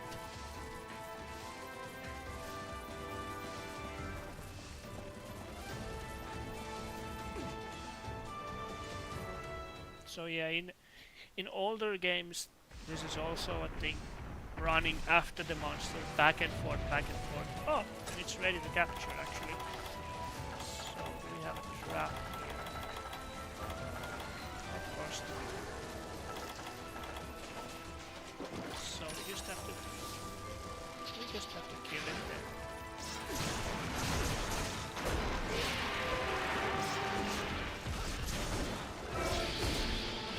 Oh, someone new up here.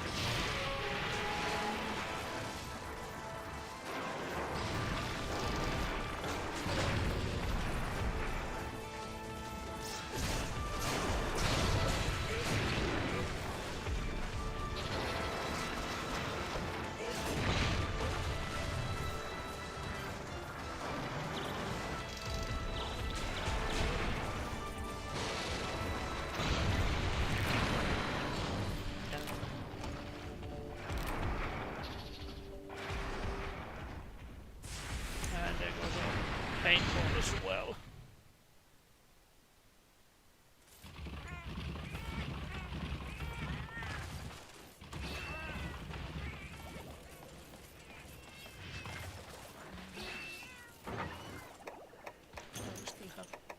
We still have a potion here, and we have a trap, so we can grab that.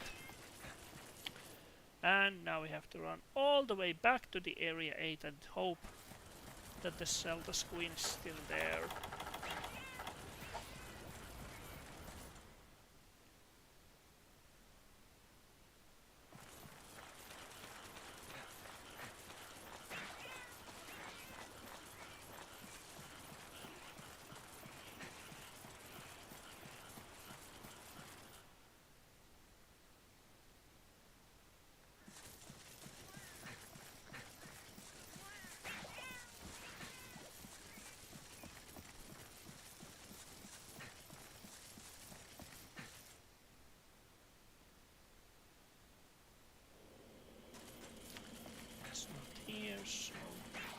hope it's still back here at area 8. And if it's not, then oh boy, we just have to search for it. But lucky for us, it's still here.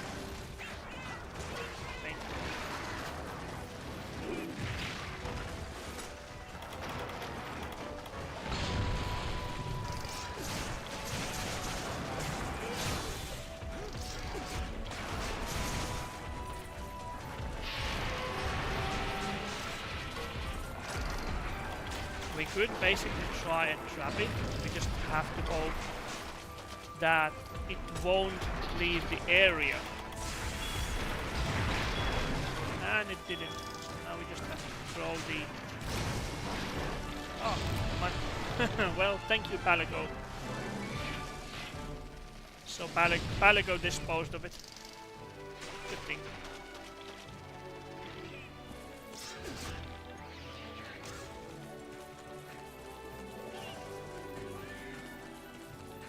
That's why crafting Palico gear is also really helpful. Yeah, this was the Zelda Queen, and I think this is again one of the cool monsters. And there you go, the interruption of carving. There is a food skill, like I said, that prevents this kind of interruption, but if you don't have it and something like this comes along, then you just have to hope that you can carve it in time in 60 seconds or hunt it out of the way.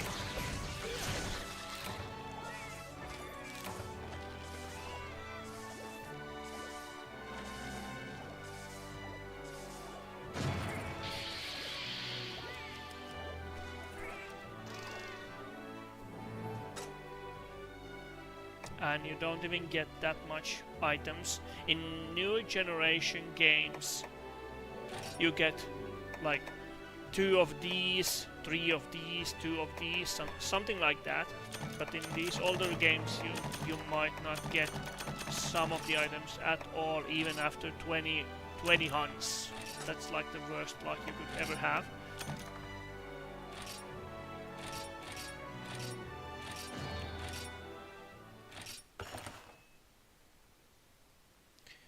So I mentioned skills earlier, so in Monster Hunter World and Rise and Wilds, the skills work as when you put on something, it gives you a skill point in that skill. So like example, attack boost.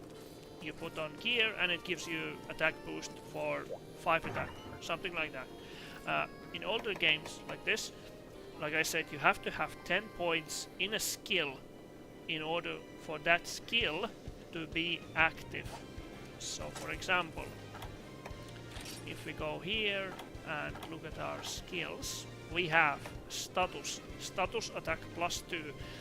The sum is 15 points and it means it's active skill, but for attack we have only 4 points in attack, meaning that skill is not active until I invest 6 more points into attack skill. So it currently has 4 points, so we can try and match our gear to make it 10. So let's see what we can have.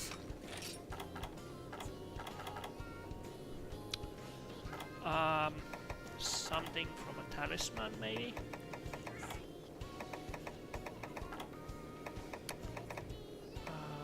Critical element destroyer.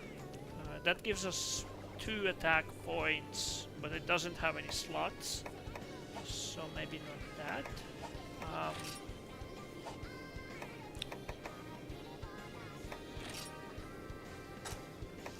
Maybe something that gives us headgear.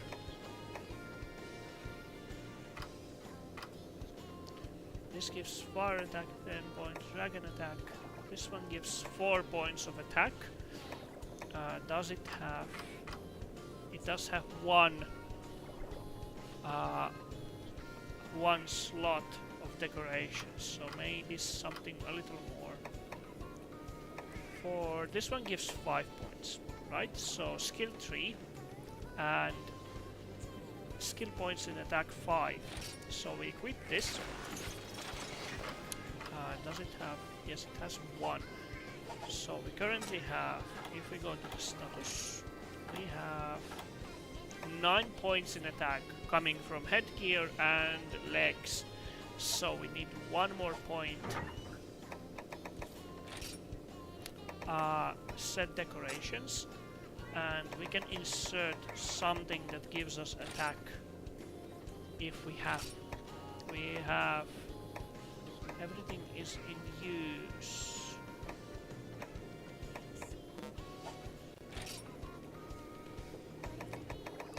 Nothing else? Nope.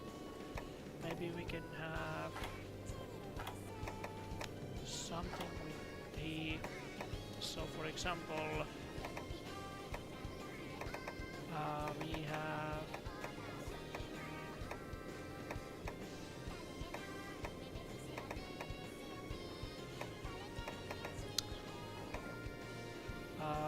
hands with skill 3 attack points 4. So we can equip that one. So we just equip hands that have attack 4 points. Okay, there we go. Now if we go to the status and we check our attack, we have attack up S. So this is level 1, then it is attack up M with 15 points and attack up L with 20 points. And anything beyond that is useless. So we lost our destroyer, we lost our tenderizer, because we removed points from those. So this is a significant difference compared to the newer generation games. You have to have a sort of a idea what do you want to build with your character. There's like tons and tons of skills. Well, not tons and tons of, but many different skills.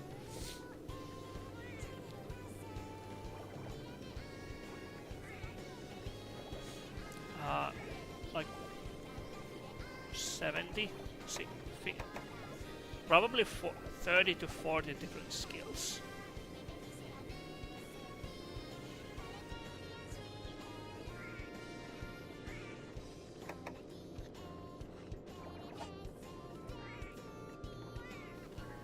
And that is how the skill system in the game works. Like I said, significantly different from the newer generations. In newer generations, like in World, Wilds and Rise, you just equipped a headgear and you already got yourself a skill, 1 point in that skill, so you can just use it immediately. But here you really have to think what you're gonna wear. Does it suit your build? Do you want any extra skills? What are the byproducts of the skills? And if you go into the negative 10, for example, you take significantly more damage of that element. You can even lose attack damage if you go into the negative attack boost, so for example. But going into the negative 10 of some skill can be really bad. Not super bad, but in terms of elemental damage and resistance, it can be bad, especially later in the end game when you're fighting elder dragons, those sort of monsters. You don't want to go into the negative.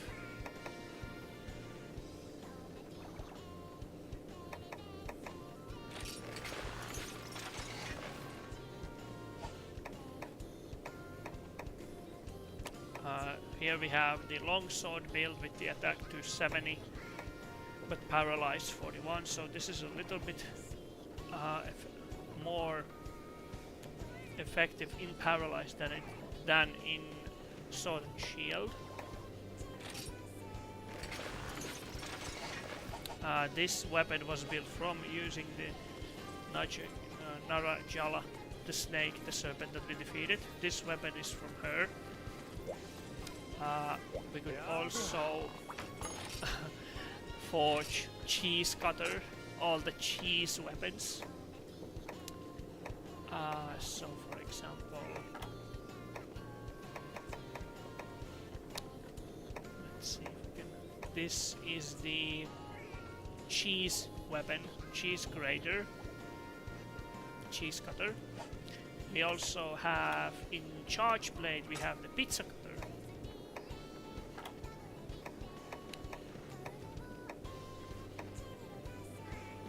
We have the Palico pizza cutter on charge blade.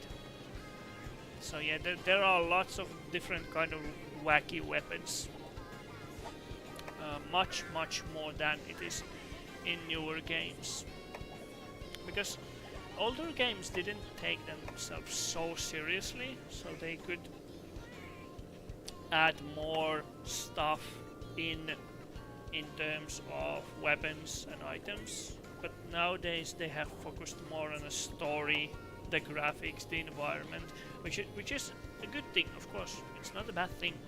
I'm not saying that, but I still think that the newer games, so for example in World, if you look at the weapon in Monster Hunter World, many of them look really samey with very few exceptions, like Fatalis, Alatreon, the one for Swordfish, the Great Sword, one for Hammer, the Chicken Leg, for Dual Blades, the Beer Kegs, the Beer Mugs.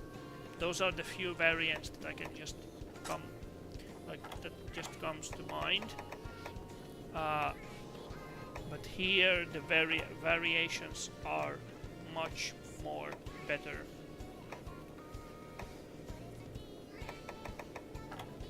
I actually don't know. Do we have a cheese, something related to gastro weapons with bow? No idea. If you use a bow, you can use negative affinity bow, which is super powerful. Tigrex bow. Gormagala bow was there.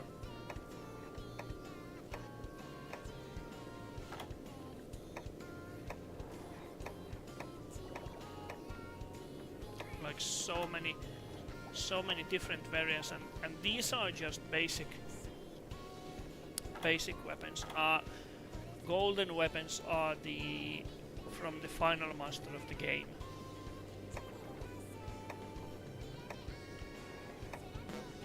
Can't see that they have, but they probably do have a gastro weapon for a great sword. Like there's an axe. There is actually an axe, I think, in the hammer in Monster Hunter World, but this is a great sword shaped like a great axe, so that's actually really cool looking. Hanayako Yohino. This is a Misutsune great sword.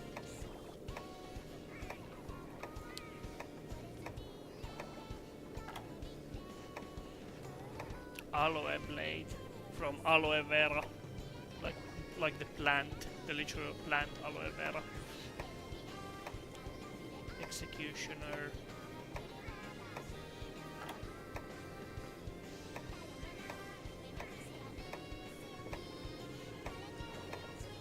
But yeah, I think they did a number on a weapon styles in newer games as well. Like Monster Hunter Wilds has a good variant of different looking weapons, but it's still not as good as it is in old games.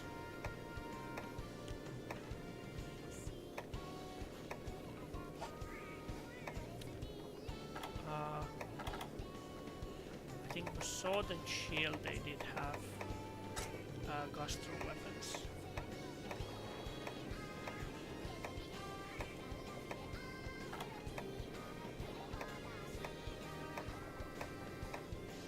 Yep, kitchen knife. Like, literally kitchen knife and a pan. This is the gastro weapon from the cheese grater. You're not gonna find anything like this in console versions of the game. I don't know about PC versions because they can install mods, but if you're playing on console like I am, you're not gonna find anything like this. Gastro weapon, tools, fork and a knife with dual blades. Like if you wanna cosplay as a hungry hunter, you can use dual blades, fork and a knife. Like you don't see this in newer generation. Do we have anything for hammer? We do have. We have a frying pan. We have a literal frying pan with the food in it. This is a hammer weapon. We have a pumpkin, like literal pumpkin as a hammer. Do they have anything for hunting horn? A harp. Not a gastro weapon, but still.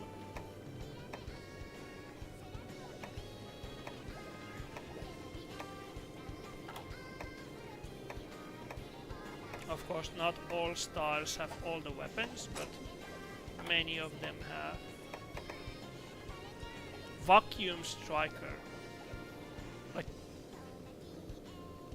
this is a vacuum striker. That's a suction cup that you use in bathroom or something. Imagine this is a lance.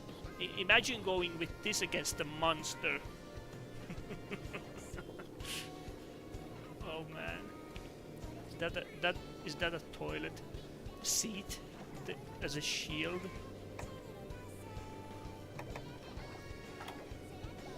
Where if Capcom ever watches any videos, then I hope they bring back some of the wacky designs. Do we have anything for gunlands?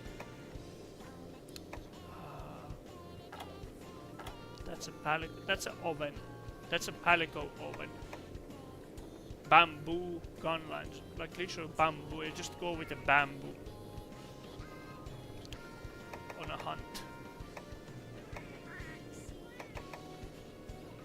And this is just the base design of the weapons. You can use the same transmog on the weapons to make it look like a different weapon. So you can craft a powerful weapon and then turn it into the look like a bamboo or whatever. So just transmog it into a different skin. We have Gouda axe. This is a Swedish axe that resembles the Gouda cheese. There's even a little cheese there. And this is just the Gastro series of weapons. In Wikipedia they are Gastro weapons. Do we have anything for Kinseglaive? This is the jump stick, as some may refer.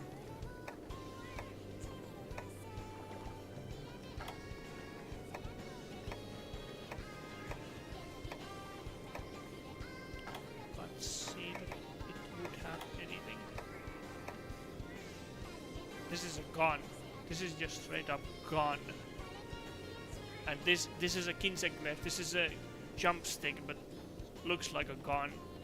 Where was this in the Monster Hunter World or Rise or any new games?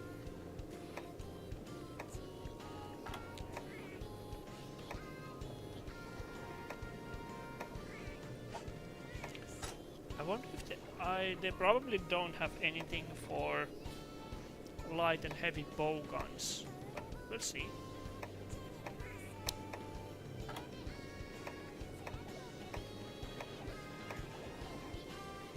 This is just a sunflower or something. Airship gun. Like just pure airship.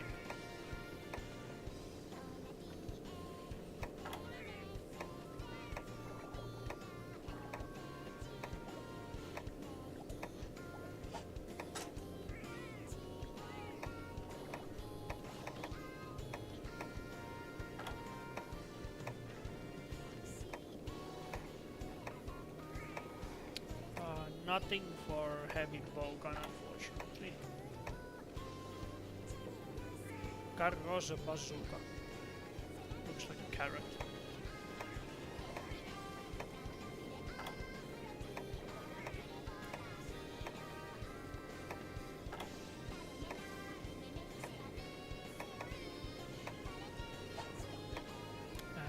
For bow we didn't have anything, but yeah, there's like much more variance on styles of weapons than it is in newer generations.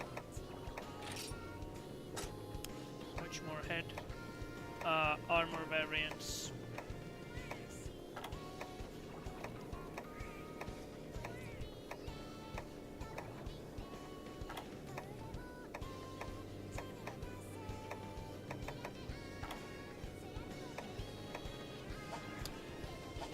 I think this is enough of a demonstration of Let's Play.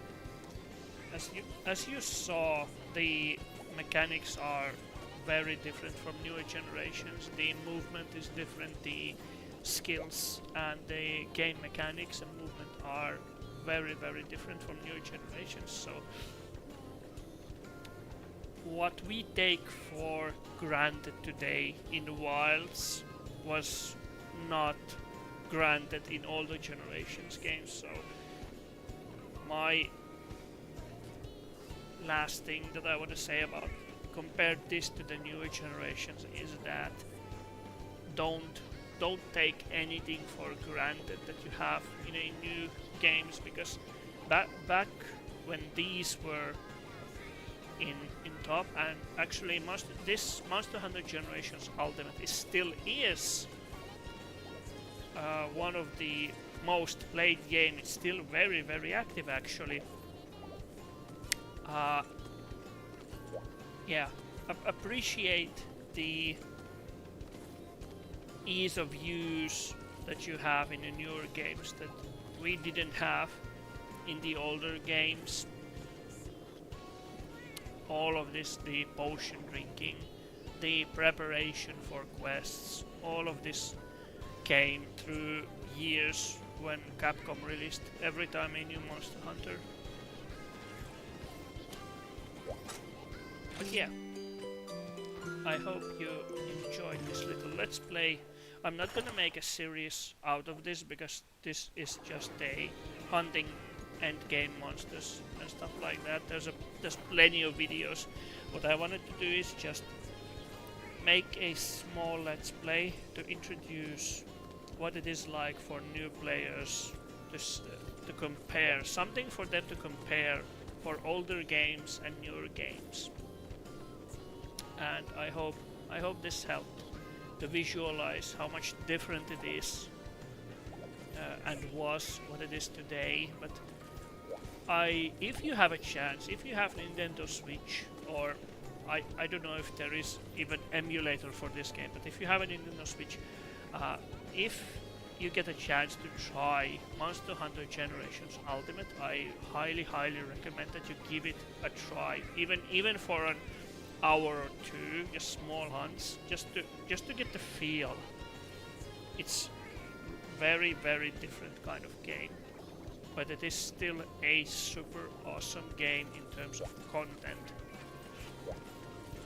There are so much still to hunt, so many variants.